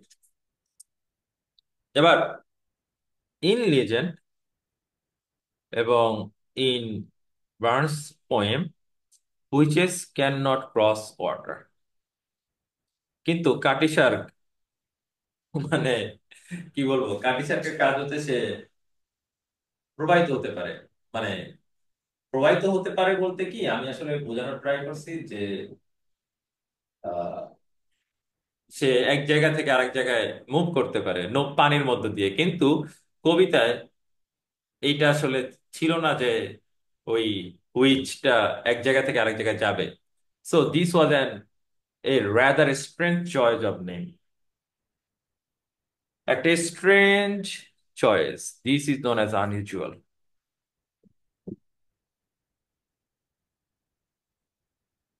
এটাই আমার আনইউজুয়াল একটা নাম। আনইউজুয়াল, ওই যে আমি কিন্তু একটা কথা বলি যে আগের সেন্টেন্স আর পরের সেন্টেন্স কেউ যদি মিলাইয়া না পড়তে পারে, ওর কিন্তু অনেক প্রবলেম হবে। ওর অনেক প্রবলেম হবে, এবং তার প্রবলেমটা কি হবে? তার প্রবলেমটা হবে যে সে না রিলেশন তৈরি করতে পারবে না। কি পড়তেছে না পড়তেছে তার কোনো রিলেশন তৈরি হবে না, এরকম হবে, এরকম ফিল হবে স্টুডেন্টের। So be careful. ভাইয়ারা, দুইতে বলছে কাটিসার was given the name of the character. Seriously, is it character or the night dress? Which one? Character or night dress? এই নামটা, এই নামটা কার ছিল অ্যাকচুয়ালি? Night dress. আর ওরা বলতেছে এটা একটা character. No, so this is false, this is false. That's it. Okay, এবার একটু চলে যাই আমাদের পরের প্যারায়। পরের প্যারায় বলতেছে কাটিসার ওয়াজ বিল্ট ইন, কোন জায়গায় হয়েছে সেটা বলছে, ফর শিপিং কোম্পানি, যেটার মালিক হচ্ছে উইলস। কারণ এখানে বলছে ওন্ডেড বাই। সো কাটিসার কোথায় বিল্ড হয়েছে, কত সালে বিল্ড হয়েছে, ডু নট ফোকাস। কে বানাইছে জাস্ট দেখে চলে যাব, বা দাগায় রাখবো, পরীক্ষা হলে দাগায় রাখবো। To carry out construction will choose a new shipping farm. এই জাহাজটা বানানোর জন্য সে আরেকটা ফার্মের কাছে হাত পাচ্ছে, যার নাম হচ্ছে স্কট অ্যান্ড লিন্টন। এবং ensure that the contract with them put him in a very strong position. The contract with them, them কারা? This one. This is them. Put him, হিমটাকে জন উইলস। জন উইল করছে কি, Scott আর লিন্টনের সাথে একটা এগ্রিমেন্টে গেছে, এবং এগ্রিমেন্টটা ছিল এরকম যে ইন এ ভেরি স্ট্রং পজিশনে থাকবে, দ্যাট মিনস তার লাভ বেশি হবে। দ্যাট মিনস তার লাভ বেশি হবে। এই তো। In the end, the firm was forced out of business and the ship was finished by a competitor. কি একটা বাজে অবস্থা! কি একটা বাজে অবস্থা হলো! লাস্টে কি হয়েছে? ওরা একটা কথা বলতেছে যে ইন দ্য এন্ড এই farm was forced out of business, তার মানে কি তাদের চুক্তি রইলো নাকি চুক্তিটা গেল? চুক্তি গেছে না? চুক্তি চুক্তি ড্যামেজ, চুক্তি ড্যামেজ, তাই না? The ship was finished by a computer. তার মানে অন্য কেউ এটা করছে, অন্য কেউ এই কাজটা করছে। তো ওদের কথা হচ্ছে Scott and Linton eventually went bankrupt হয়েছে, কিংবা তারা আউট অফ বিজনেস চলে গেছে। এরপরে আরেকটা শিপিং কোম্পানি এইটার দায়িত্বটা টুক ওভার করছে, এবং কাটিসারকে বিল্ডিং যেটা বা এটাকে কনস্ট্রাক্ট করার যে ব্যাপারটা, সেটা সে করেছে। সো ভাইয়ারা, আমাদের তিনে বলছে the contract between John and Willis Linton favour Willis, উইলসকে ফেভার করছে, উইলসকে ফেভার করছে। করছে নাকি করে নাই? উইলসকে ফেভার করছে নাকি করে নাই? আমাদের প্যাসেজে কি বলছে যে put him in a very strong position, আর ফেভার উইলস করছে? বলে নাই? প্যাসেজে কি এটা দেয় নাই? অবশ্যই দিয়েছে। ইট মিনস আমাদের আনসার কি হবে? আমাদের আনসার কি হবে? অবশ্যই ট্রু হবে। একটু প্রত্যেকে একটা কাজ করতে পারি, যেহেতু ক্লাস চলতেছে, নিজেরা খাতায় লিখে লিখে করতে পারি যে নিজের আনসারটা কি হলো। তাহলে যেটা হবে যে অ্যাকুরেসিটা বোঝা যাবে। তাহলে যেটা হবে যে অ্যাকুরেসিটা বোঝা যাবে।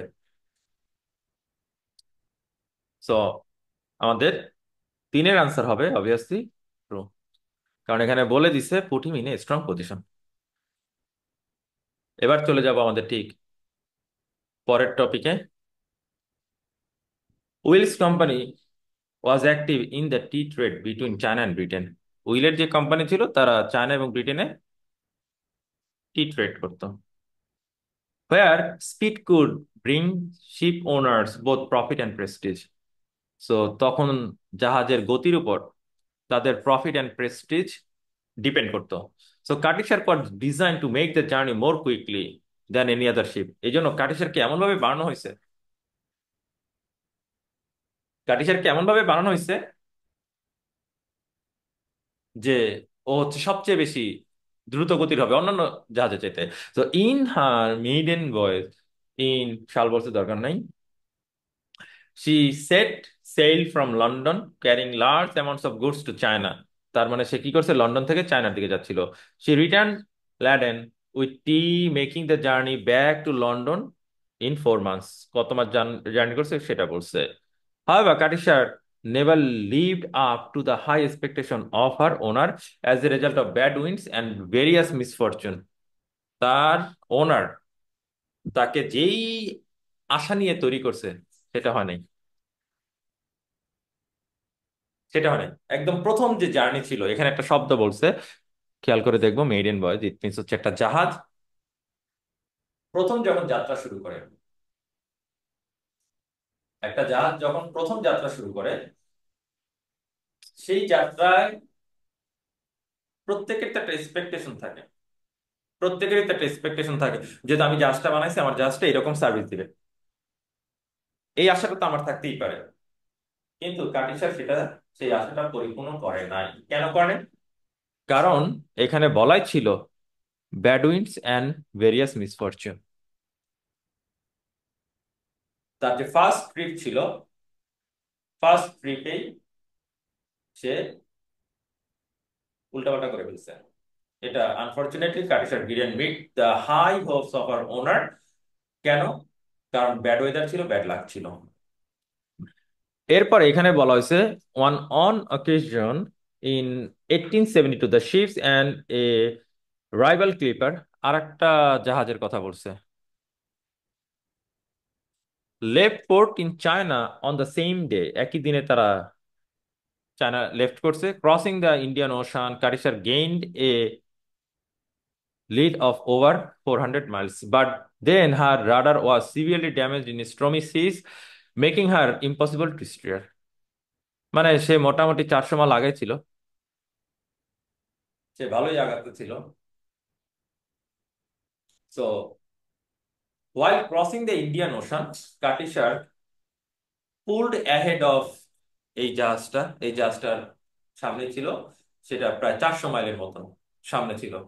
কিন্তু তার রাডারটা যখন ড্যামেজ হলো ঝড়ে, তখন সে আর জাহাজটা প্রপারলি চালাতে পারতেছিল না। The ship's crew had the daunting task of preparing the radar at sea. Can you imagine? জাহাজে রাডার তারা সমুদ্রে থাকতে ঠিক করে ফেলছে and only succeed at the second attempt. Katisha reached London a week after tea. কথাটা বুঝি, এ week after টি, গতকাল বলেছিলাম টাইম ওয়ার্ড, টাইম যেখানে কোশ্চেনের আনসার সেখানে। গতকাল একটা কথা বলেছিলাম, টাইম যেখানে কোশ্চেনের আনসার সেখানে। সো এটা মাথায় রেখে আমরা এবার আনসার করব। চারে বলছে John Willis wanted Cutty Sark to be the fastest sea clipper travelling between UK and China. Obviously, Katishark was designed to make the journey more quickly than any other ship. তাই না? এটাই তো বলা হয়েছে। সো এটা দিয়ে বোঝা যায় তার যেই ওনার ছিল উইলস, সে কি চাইছে, this should B the fastest T clipper. T clipper কেন? কারণ এটা তো টি ট্রেড করতো, কোন জায়গায় করতো, আননেসেসারি। কিন্তু সে চাইছিল মোর quickly than any other, it means হচ্ছে ফাস্টেস্ট। তাহলে চারের আনসার কি হবে? ট্রু। চার আনসার কি হবে? ট্রু। এবার চলে যাব পাঁচে, স্পার্ট স্ট্রোম ড্যামেজ। স্ট্রোমের ড্যামেজ হওয়ার পরেও কাটিসার বিটটি back to London. Seriously beat করতে পারছে? বিট যদি করতো তাহলে আফটার হয়, যদি এখানে বিফোর হইতো, কাটিসার এই জাহাজের আগেই যে লন্ডনে পৌঁছেছে, তখন এটার আনসার হইতো ট্রু, তাইলে সে এটাকে বিট করতে পারছে। বাট আমাদেরকে বলছে না, কাটিসার পরে গেছে, তার মানে এই জাহাজটা আগে চলে গেছে, তাহলে কাটিসার কি তাকে বিট করতে পারছে? পারে নাই। কাটিসার তাকে বিট করতে পারে নাই, তাই না? তাহলে পাঁচের আনসার কি হবে? ফলস। তাহলে পাঁচের আনসার হবে false. Live up to something, it means to be as good as something. Live up to something means হচ্ছে to be as good as something, comparison. Okay, then we have steamships posed a growing threat to clipper. যখন এরকম স্টিমের জাহাজগুলো আসা শুরু করলো, তখন ক্লিপারের জন্য এটা একটা থ্রেট হয়ে দাঁড়ালো। দ্যাট মিনস ক্লিপার উইক হয়ে গেল, আর এই জাহাজগুলো আমাদের স্ট্রং হলো। That's it. As their speed and cargo capacity increased, কারণ স্টিমশিপের স্পিড এবং কার্গো ক্যাপাসিটি ভালো ছিল। ইন এডিশন, এই যে গতকাল পড়াইছি, আগের টপিকটা কি নিয়ে? কার্গো ক্যাপাসিটি নিয়ে, স্পিড নিয়ে। নেক্সট টপিক অ্যাড করার জন্য আমরা কি ব্যবহার করেছি? এবং খেয়াল করে দেখি, আমরা একটা কমা দিয়েছি। The opening of Suez canal in 1869, the same year that Cutty Sark was launched, had a serious impact. তার মানে সুয়েজ ক্যানেল যখন হয়েছে, তখন এই ইম্প্যাক্ট আরো বাড়ছে, এই থ্রেট আরো চেঞ্জ হয়েছে, আরো আরো বেশি কিছু হয়েছে। এবার সেই কথাটাই আমার এখানে বলা থাকবে। While steamships could make use of the quick, direct route between the Mediterranean and the Red Sea, the canal was of no use of the sailing ship. তার মানে স্টিম যে শিপগুলা, তারা কুইক ডিরেক্ট রাউট ব্যবহার করতে পারতো Mediterranean and red সিতে। এবং the canal was no use of the sailing ship. এই সুয়েজ ক্যানেলটা দিয়ে সেলিং শিপ গুলা যেতে পারতো না, ক্লিপার গুলা যেতে পারতো না। Which needed the much stronger winds of the ocean. কেন এই সেলিং শিপগুলার মাচ স্ট্রঙ্গার উইন্ডের দরকার পড়তো? এই সেলিং শিপগুলার বাতাস লাগতো বেশি, so had to sail a far greater distance. Steam ships reach the journey time between, এই স্টিম যে শিপগুলো সেটা reduce the journey time between Britain and China approximately 2 months. অর্থাৎ আগে যদি 6 মাস লাগতো, এখন লাগবে 4 মাস। আগে যদি 4 মাস লাগতো, এখন লাগবে 2 মাস, এরকম করে ফেলছে। তার মানে স্টিম শিপে যাত্রা করাটা আরো ইজি, ট্রেড আরো বাড়বে, ট্রেডটা আরো বাড়বে, তাই তো? এবার আমার এখানে 6 বলা হয়েছে, the opening of Suez canal mean that steam ship could travel between China faster than clipper. 2 মাস কমাই ফেলছে। তার মানে কি? তার মানে কি ক্লিপারের যাইতে লাগে 8 মাস, আর এই স্টিম শিপ গুলা যাইতে পারে 6 মাসে। তার মানে তার সময় কম লাগতেছে, মানে হচ্ছে সে ফাস্টার। তার টাইম কম লাগতেছে, মানে হচ্ছে সে ফাস্টার। আর এইটা কখন হয়েছে? যখন কিনা সুয়েজ ক্যানেল ওপেন হয়েছে তখন। সুয়েজ ক্যানেলের সিরিয়াস ইম্প্যাক্ট এখানে, ইম্প্যাক্ট, এই সেই ইম্প্যাক্ট, এই সেই ইম্প্যাক্ট, যে টাইম কম লাগতেছে। সো বোঝাই যাচ্ছে এই সেলিং শিপগুলোর চাইতে এই স্টিম শিপগুলা অনেক বেশি স্ট্রং ছিল। এবং একটা মজার জিনিস কি খেয়াল করেছি এই জায়গায়, কম্পারিজন। এবং গত ক্লাসে আমরা বলেছিলাম কম্পারিজন যেখানে কোশ্চেনের আনসার সেখানে, কম্পারিজন যেখানে কোশ্চেনের আনসার সেখানে। তাহলে 6 কি হবে? 6 অবভিয়াসলি কি হবে? ট্রু। 6 obviously true.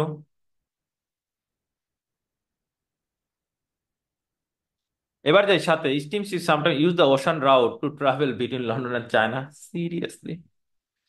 তারা স্টিম শিপগুলা ওশান রাউট সামটাইমস ব্যবহার করতো, এই ব্যাপারে আমরা এখানে কোনো তথ্য পাইছি?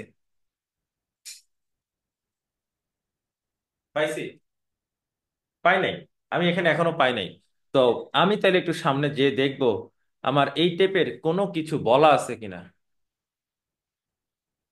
আমার এখানে কোথাও এই টাইপের বলা আছে কিনা একটু সামনে যে দেখবো। এখানে টি ট্রেডস নিয়ে বলা আছে। By 1878, tea traders were not interested in cutty shark, and instead she took on the much less prestigious work for carrying any cargo between any two ports in the world. In 1880, violence abroad, the ship led ultimately to the replacement of the captain with an incompetent drunkard who stole the crew's wages. Seriously? Crew মেম্বারদের টাকা পয়সা নিয়ে একটা মাতাল চলে গেছে, right? She was suspended from service and a new captain appointed. This marked a turn around and the beginning of the most successful period of Katishar's working life, transporting wool from Australia to Britain. On such journey took just under কত সময় লাগছে, beating every other ship sailing that year by around a month. So আমরা কোথাও এই প্যারার কোথাও আমরা এইটা পাই নাই, আমরা এইটা পাই নাই যে steam ships sometimes use the ocean route travel between London and China. Sometimes say ocean route ব্যবহার করে, এই গল্পটা আমরা কোথাও পাই নাই। আমরা পাই নাই। যেহেতু আমরা এটা পাই নাই, তাহলে আমরা বলতে পারি এটা নট গিভেন।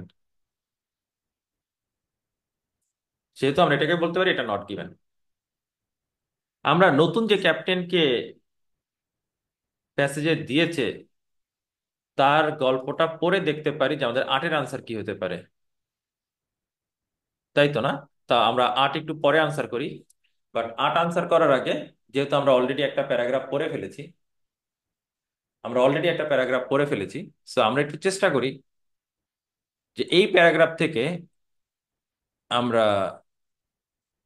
নয় নম্বরটা আনসার করতে পারি কিনা, কারণ 9 নম্বর কোশ্চেনে এই সালটা দেয়া আছে আমাদের, এই সালটা আমাদের দেয়া আছে। সে ক্যারি করতো কোন জিনিসটা ক্যারি করতো?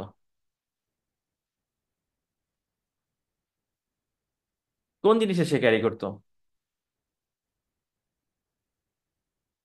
এখানে বলছে সে উল ক্যারি করতো, এবং carried dash as its main cargo during its most successful time, যেটা marked a turn around the beginning of most successful period.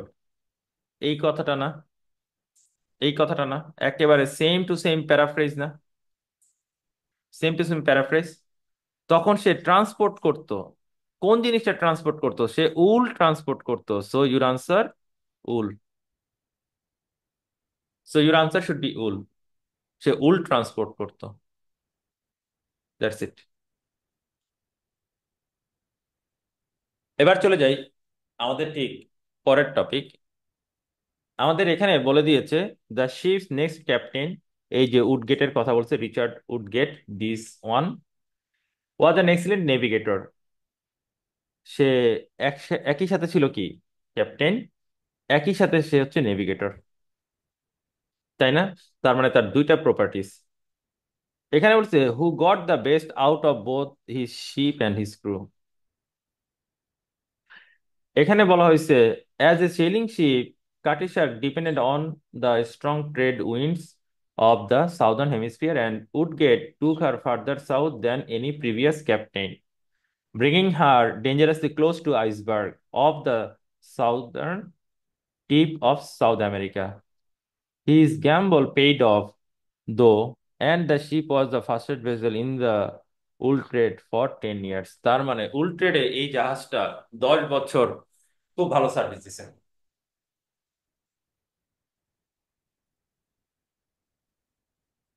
এটা কাজ চাইলে কিছু একটা হয়েছে, এটাকে কিছুটা হলেও আমরা আউটপুট পাইছি এরকম। তো এখানে শুরুতে যেটা বলছে যে শিপের যে নেক্সট ক্যাপ্টেন রিচার্ড উডগার্ড, সে খুবই এক্সিলেন্ট একটা নেভিগেটর ছিল, who got the best out of both his ship and his crew. It means সে খুবই একজন স্কিল্ড নেভিগেটর ছিল, সে খুবই একটা কোয়ালিফাইড নেভিগেটর ছিল। অ্যান্ড হি মেড শিওর যে তার শিপ, তার ক্রু একেবারে বেস্ট পারফর্ম করবে, এই জিনিসে সে কনফার্ম করতে পারছিল।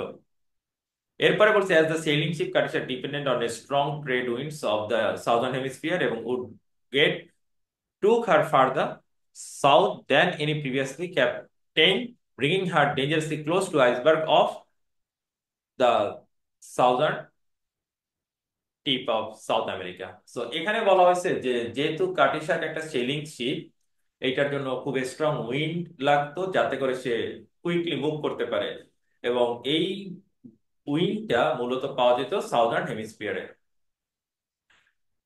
এরপরে ক্যাপ্টেন উডগেট এই জাহাজটাকে ফার্দার সাউথে নিয়ে গেছে, যেটা আগের কোনো ক্যাপ্টেন নিতে পারে নাই।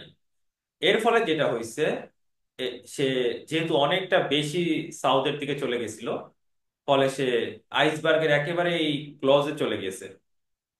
একেবারে ক্লজ মানে আইসবার্গের সাথে ধাক্কা লাগলে টাইটানিক যেভাবে ডুবে গেছে হয়তো এরকম একটা দুর্ঘটনা ঘটতো। পরের সেন্টেন্সে বলছে his gamble paid off though and the ship was the fastest vessel in the wool trade for 10 years. তো ওরা বলতেছে যে যদিও it was risky to sail so close to the iceberg, কিন্তু উডগেটের যে রিস্ক, সে যে গ্যাম্বল নিছে, ইট মিনস সে যে রিস্কটা নিছে, এই রিস্কটা নেয়ার কারণে এটা আহ, খুব একটা সাকসেস পাইছে। তার জীবদ্দশায় সে একটা সাকসেস পাইছে কাটিসার, এবং সেই সাকসেসটা কি? সাকসেসটা হচ্ছে যে সে ফাস্টেস্ট ভেসেল হয়েছে for the 10 years in wood trade. So এখানে যদি আমি সংক্ষেপে বলি, বলতে যে ক্যাপ্টেন রিচার্ড উডগেট একটা হাইলি স্কিল্ড পিপল ছিল, একটা মানুষ ছিল, এবং আহ, সে খুবই বোল্ড রিস্ক নিয়েছিল, যার কারণে কাটিসার্ক এক সময় fastest ship in wool trade হয়েছে। এবার 10-এ আমার আনসার কি হবে? 10-এ আমাকে বলছে as a captain and something, say captain ছিল এবং সে কি ছিল? ক্যাপ্টেন ছিল আর কি ছিল? অবভিয়াসলি সে নেভিগেটর ছিল। অবভিয়াসলি সে নেভিগেটর ছিল। সো আমার আনসার হচ্ছে navigator.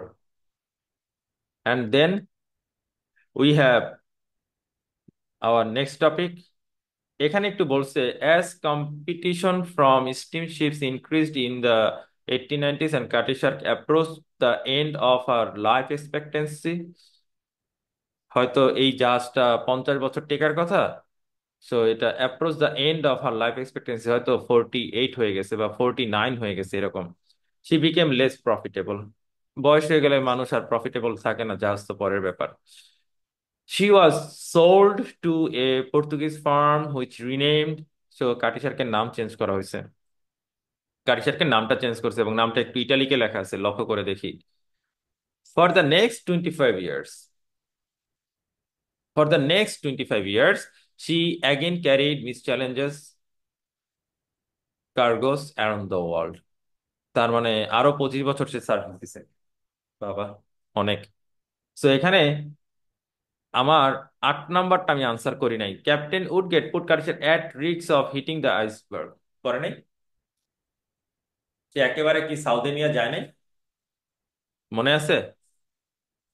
Dangerously close, at risk. তার মানে আমাদের আনসার কি হবে? ট্রু। তার মানে আমাদের আনসার হবে true. And then we have our next topic. আমাদের নেক্সট যে টপিকটা আছে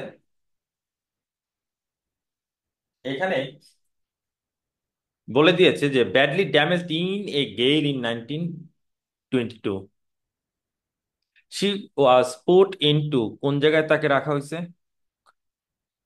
ফ্যালমাউথ হারবরে রাখা হয়েছে। কোন এরিয়াতে? কেন রাখা হয়েছে? কেন রাখা হয়েছে? রিপেয়ারের জন্য। রিপেয়ারের জন্য। দেন একজন ব্যক্তির নাম বলছে, সে একজন retired sea captain who owned a training vessel, recognised her. So সে ওই রিপেয়ার করার সময় এই কাটিসারটাকে ধরতে পারছিল and try to buy her, এবং সে চাইছে এটা সে কিনে নিতে, বাট উইথাউট সাকসেস। কিন্তু সে কিনতে পারে নাই। সে return to Portugal and was sold to another Portuguese company. ডম অ্যান্ড ওয়াজ ডিটারমাইন্ড। এই ব্যক্তি খুবই ছিল, আই থিঙ্ক একরোখা টাইপের মানুষ ছিল। However and offered a high price, এবং এটা অনেক দামে কেনার জন্য সে রিকোয়েস্ট করলো। দিস ওয়াজ অ্যাকসেপ্টেড, এবং ওই প্রাইসটা তারা মেনে নিছে। And the ship return to Falmouth the following year and had her original name restore. So তার যে নামটা চেঞ্জ করা হয়েছে, ওই ব্যক্তি যেহেতু খুবই একজন মানে অভিজ্ঞ মানুষ, কারণ রিটায়ার্ড সি ক্যাপ্টেন, বোঝাই যাচ্ছে সে অভিজ্ঞ মানুষ। কোনো না কোনো একটা সমুদ্র যাত্রায় সে কাটিসারকে দেখছে। যতই কাটিসারকে অন্য একটা নাম দিয়ে সেল করা হোক না কেন, এই ব্যক্তি সে কাটিসারকে বোঝার পরে বুঝছে যেহেতু একটা আহ, মানে পুরনো জাহাজ, ডেফিনেটলি এটার ভ্যালু অনেক বেশি হবে। সে অনেক দাম দিয়ে হইলেও এটা কিনে নিছে। কিনে নিছে, তাই তো। তো এখানে ওরা বলতেছে গেইলের কথা। ইট মিনস হচ্ছে একটা স্ট্রং উইন্ড, স্ট্রং। এ কাটিসার যখন ড্যামেজ হয়েছে তখন তাকে রিপেয়ারের জন্য নিয়ে যাওয়া হয়েছিল একটা হারবরে। এখন এখানে F went to Falmouth to repair damage that a dash had cost. এই ড্যামেজটা কিসের কারণে হয়েছে? এই ড্যামেজটা কার কারণে হয়েছে? গেইলের কারণে। ডেফিনেটলি এই ড্যামেজটা কার জন্য হয়েছে? গেইলের জন্য হয়েছে, তাই না? So your answer should be gale. এবার চলে যাই পরের টপিক। পরের টপিকে আমাকে বলছে Dawman used Kadishak as a training ship and she continued in this role. In this role, কোন role? Training ship. Training ship after his death. এই after his death এটা কে? এটা হচ্ছে Dawman। ওই লোক পরে মারা গেছে, তো তার মারার যাওয়ার পরেও তাকে ট্রেনিং শিপ হিসেবে ব্যবহার করা হয়েছে। When she was no longer required in 1954, she was transferred to the dry dock in Greenwich to go on public display. সেটা পাবলিক ডিসপ্লে করার জন্য একটা মিউজিয়ামে নিয়ে যাওয়া হয়েছে। The ship suffered from fire in 2007 and again less seriously in 2014, but now Kadishar attracts a quarter of million visitors a year. তারপরও তারপরও মানুষ এটাতে যায়, মানুষ এটা দেখে, মানুষ এটা দেখে, তাই তো না? A quarter of million visitors কে এটা এখনো অ্যাট্রাক্ট করতেছে। সো ভাইরা, ভারতে বলছে between year Cutty Sark was use for, কাটিসারকে কেন ব্যবহার করা হইতো? কেন ব্যবহার করা হইতো? কাটিসারকে ট্রেনিং এর জন্য ব্যবহার করা হইতো, ট্রেনিং এর জন্য ব্যবহার করা হইতো, কাটিসারকে জাস্ট ট্রেনিং এর জন্য ব্যবহার করা হইতো। এবার যাও, 13 নম্বর, কাটিসার ওয়াজ twice been damage less seriously, একবার 2007-এ, একবার 2014-তে একবার সাফার করছে। সাফার করছে কোন জিনিসটা? তার মানে টোয়াইস বিন ড্যামেজ, টোয়াইস কেন? 2007-এ এবং 2014-তে দুইবার। টোয়াইস বিন ড্যামেজ কেন? ড্যামেজড বাই, কিসের কারণে সে ড্যামেজ হয়েছিল? ফায়ারের কারণে, ফায়ারের কারণে, right? We have fire, so your answer should be fire, that's it. Okay, এই তো। তো 11তে যার প্রবলেম তাকে আমি আরেকবার একটু বলে দিই। এখানে বলা হয়েছে repair damage, so for repair, কোনটা রিপেয়ার করবে? ড্যামেজটাকে। তো এখানে না দ্যাট আছে, তো দ্যাটের কাজ কি? এক্সপ্লেন করা। এখানে কজ বলছে, সো ড্যামেজটা কার জন্য হয়েছিল? গেলের কারণে না? গেলের কারণে হয়েছে না? তো এটা আনসার হচ্ছে গেল। নাজমুলের প্রবলেম 12 12 12, ও সিরিয়াসলি নাজমুল, 12 প্রবলেম কিসের জন্য ইউজ হইতো? কিসের জন্য ইউজ হইতো? কি কাজে?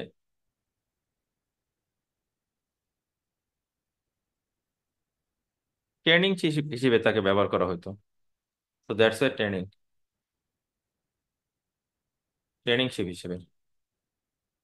ওকে।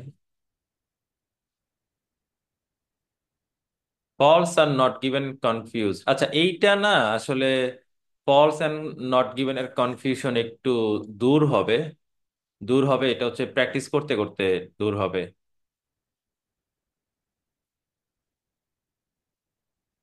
নট গিভেন এর একটা ঘটনা আমি একটু ক্লিয়ার করে বলি। নট গিভেন মানে হচ্ছে টপিকটা আমি লোকেশন খুঁজে পাবো, বাট এইখানে এমন কোনো ওয়ার্ড আছে যেটা এই টপিকের সাথে বলেই নেই, যেটা এই টপিকের সাথে বলেই নেই। যেমন স্টিমশিপস গুলা sometimes use the ocean route, এই কথাটা না কোথাও বলেই নেই। ওশান রাউট সামটাইমস ব্যবহার করে কি করে না এটা কোথাও বলে নাই, এই গল্পটাই বলে নাই। নট গিভেন তো হবেই। এই গেল প্রবল বাতাস সেটা বলতে বলছে কে? এটা ইংরেজিতে বললেই তো হয়।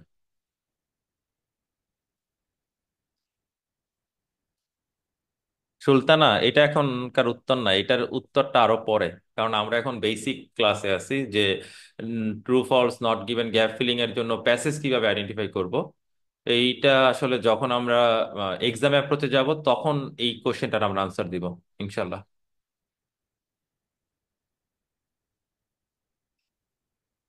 আচ্ছা, ফারুকের প্রশ্ন, ভাই আপনি যখন পড়ান তখন তো কোথায় উত্তর আছে সেটা বুঝেই পড়ান, কিন্তু আমরা তো বুঝতে পারি না কোথায় উত্তর আছে।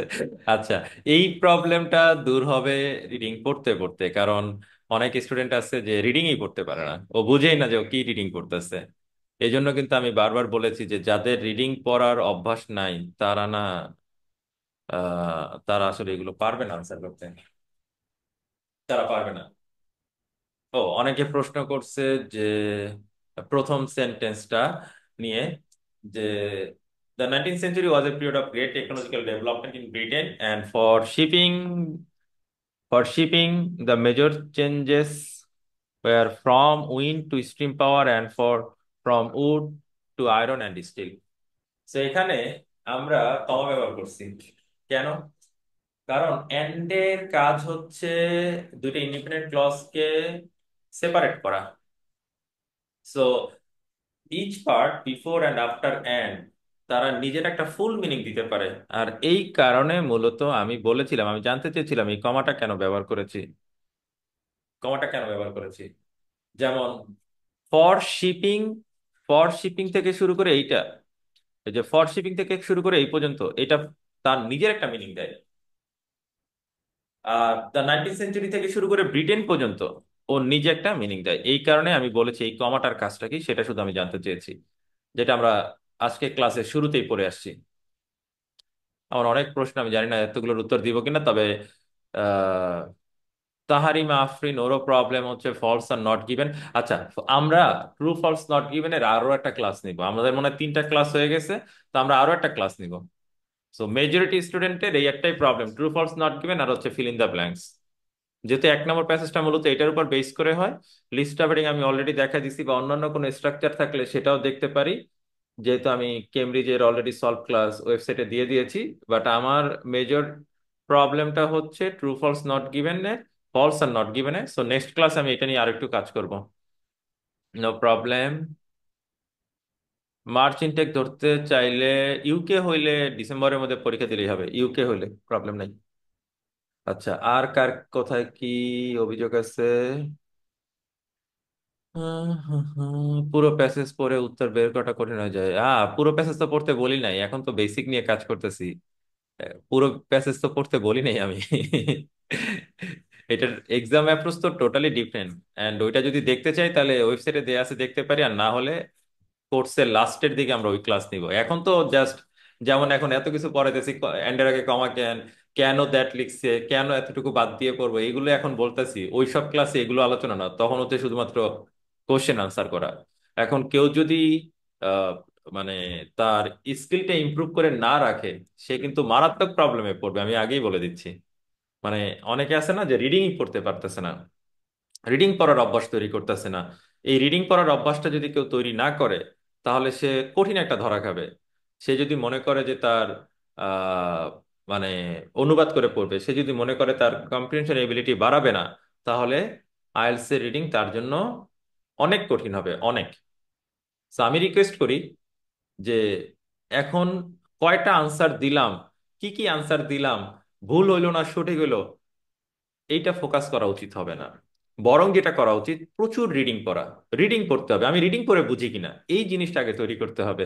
আমাদের মেইন প্রবলেম হচ্ছে কি, 40টার মধ্যে কয়টা হলো সেটা আমরা খোঁজার ট্রাই করি, কিন্তু আমি যে পড়তেই পারি না ওইটা আমরা দেখি না। এই কারণেই না আসলে ল্যাকিংটা রয়ে যায়। Ah okay. ও, মাহফুজ ক্লিয়ার। আচ্ছা, রাশেদেরও একই problem, not given and false হতে পারি না, নো প্রবলেম।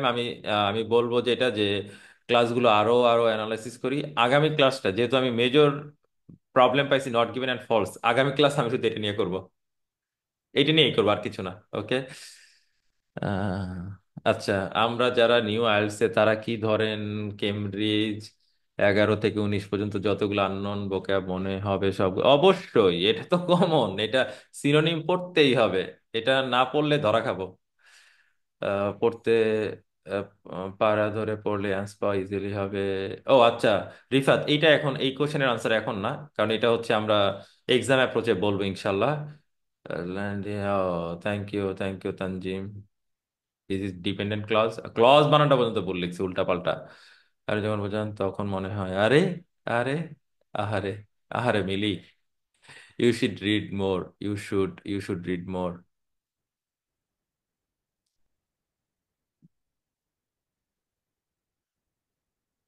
ভোক্যাব অবশ্যই পড়তে হবে, অনেক টাফ মনে হয়েছে। আচ্ছা, একাডেমিক আইএলটিএস দিয়ে ইউকে যাওয়া যাবে, তবে যারা ইউকে যাওয়ার প্ল্যান করে তাদের জন্য আমরা সবসময় বলি যে এই আইএলটিএসই দিব, মানে পড়বো এইটাই, বাট যখন রেজিস্ট্রেশন করব তখন হচ্ছে ইউকে ভিআই এর জন্য রেজিস্ট্রেশন করব। ইউকে ভিআই তে কেউ যদি 5.5ও পায় তাহলে আমরা ব্যাচেলরে অ্যাপ্লিকেশন করে দিতে পারবো, কোনো প্রবলেম নেই। আর 6 পেলে তো আলহামদুলিল্লাহ খুব ভালো ইউনিভার্সিটি দিতে পারবো, কারণ 95% ইউনিভার্সিটি আমাদের সাথে অ্যাফিলিয়েটেড পার্টনার। সায়েন্স ডেইলি থেকে you can read, you can read. Umme Salma, আপনার ওয়েবসাইটে যে ভোকাব গুলো আছে ওইগুলো পড়তে পারি, কোনো প্রবলেম নাই। ইউকের সেপ্টেম্বর সেশনের জন্য হাতে অনেক সময় আছে তানভীর। সেপ্টেম্বরের জন্য যদি আগামী ফেব্রুয়ারি মাসেও পরীক্ষা দিয়ে রেজাল্ট নিয়ে আসি, 6 যদি নিয়ে আসি, তাহলে আমরা খুব ইজিলি কাজ করতে পারবো। আর 6.5 আনলে আলহামদুলিল্লাহ, 7 আনলে আরো আলহামদুলিল্লাহ। ওকে। অবশ্যই রিফাত, 200টা সেন্টেন্স লিখতে হবে।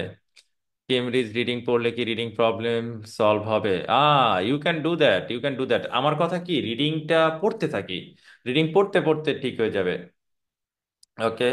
বণিক জেনারেলটা শুধুমাত্র তারাই দেয় যারা হচ্ছে ওই যে ওয়ার্ক ভিসা যেতে চায় বা মাইগ্রেশন করতে চায়, বাট যারা স্টুডেন্ট হিসেবে যেতে চায় তারা হচ্ছে একাডেমিকটা দিবে। ওকে ওকে ওকে ওকে। ইউকে নিয়ে টেনশন করতে হবে না, ইউকে নিয়ে টেনশন করতে হবে না। ইউকে খুবই সিম্পল। ইউকেতে আইএলটিএস এ 6 আনলে আমরা একদম A to Z খুব ইজিলি কাজ করে দিতে পারি। সো ইউকে নিয়ে টেনশন করতে হবে না। ইউএসএ যারা প্ল্যান করে তাদেরকে আমরা রিকোয়েস্ট করি উইথাউট জিআরই মাস্টার্সের জন্য, আর ব্যাচেলরের জন্য স্যাট ছাড়া না দাঁড়াতে। কারণ ইউএস এর মেইন কাহিনী হচ্ছে একটাই, ফুল ফান্ড না পেলে বা 80%, 90% ফান্ড বা 70%ও যদি স্কলারশিপ না থাকে, তাহলে ভিসা না দেওয়ার প্রবাবিলিটি 95%। সো যদি কেউ ব্যাচেলর প্ল্যান করে তাহলে তার উচিত এসএটি করা। যদি কেউ মাস্টার্স এর প্ল্যান করে তার হচ্ছে আইএলটিএস এর পাশাপাশি জিআরই করা। কারণ মাস্টার্সে যারা যায় তাদের আবার একটা জিনিস লাগে, সেটা হচ্ছে পাবলিকেশন। সো একটা বা দুইটা পাবলিকেশন থাকলে অনেক ভালো হয়। আর এক্ষেত্রে একাডেমিক রেজাল্ট নিয়ে টেনশনের কোনো দরকার নাই, কারণ একাডেমিক রেজাল্ট ভালো না হইলেও সমস্যা নাই। কেউ যদি ব্যাচেলরের জন্য স্যাটে খুব ভালো করে, কারো যদি ইসি অনেক ভালো থাকে, সে স্কলারশিপ পাবে, খুব ভালো স্কলারশিপ পাবে, ইভেন ফুল রাইড স্কলারশিপ পাবে। আর ইউএসএ তে যেটা হয় সেটা হচ্ছে যে মাস্টার্স প্রোগ্রামে দুইটা জিনিস খুব ভালো কাজে দেয়। একটা হচ্ছে ভালো একটা সিজিপিএ, না হলে প্রবলেম নাই, ভালো একটা জিআরই স্কোর, সাথে হচ্ছে আহ, আমাদের পাবলিকেশন। সো এইগুলোর যদি কম্বিনেশন থাকে তাহলে ইনশাল্লাহ ভালো করব। ওকে। হামজার কোশ্চেন হচ্ছে পিটি আর আইএলটিএস অস্ট্রেলিয়ার জন্য যে কোনো একটা দিলেই হয়েছে, অনেকে পিটি দিয়ে গেছে। ইউকেতে মাস্টার্স 6 হতে পারে, হতে পারে, আমাদের হাতে ইউনিভার্সিটি আছে। সো কাউন্সিলরদের সাথে কথা বললে হবে, বা আমার সাথেও কথা বললে হবে। মাস্টার জন্য ইউকেতে কত স্কোর? 6 হইলে ভালো না, বলবো না। 6.5 হইলে অনেক ভালো হয়, 6 হইলে আমরা পারি, বাট 6.5 হইলে ভালো হয়। একাডেমিক রেজাল্ট দেখতে হয় অনেক সময়। ইউএসএ জার্মানির জন্য আইএলটিএস লাগবে, অবশ্যই আইএলটিএস লাগবে। স্যাট হার্ড, অবশ্যই স্যাট হার্ড। এই এটা সেট না, এটা স্যাট, এসএটি। ওকে। সো স্যাট পড়াটা একটু সময়ের সাপেক্ষ ব্যাপার, তবে যারা নিয়মিত পড়ে তাদের জন্য এটা কোনো পড়া না। আমি অনেক বগর বগর করলাম, আমি খুবই সরি। আজকে আমার ছোট বোনটা, কালকে আমার ছোট বোনটা চলে যাবে। সো আমাকে লিভ নিতে হচ্ছে, আমি খুবই সরি। ফ্রান্সের 6 দিয়ে অবশ্যই সম্ভব, 6.5 হলে ভালো হয়। Okay, thank you, thank you, see you next class.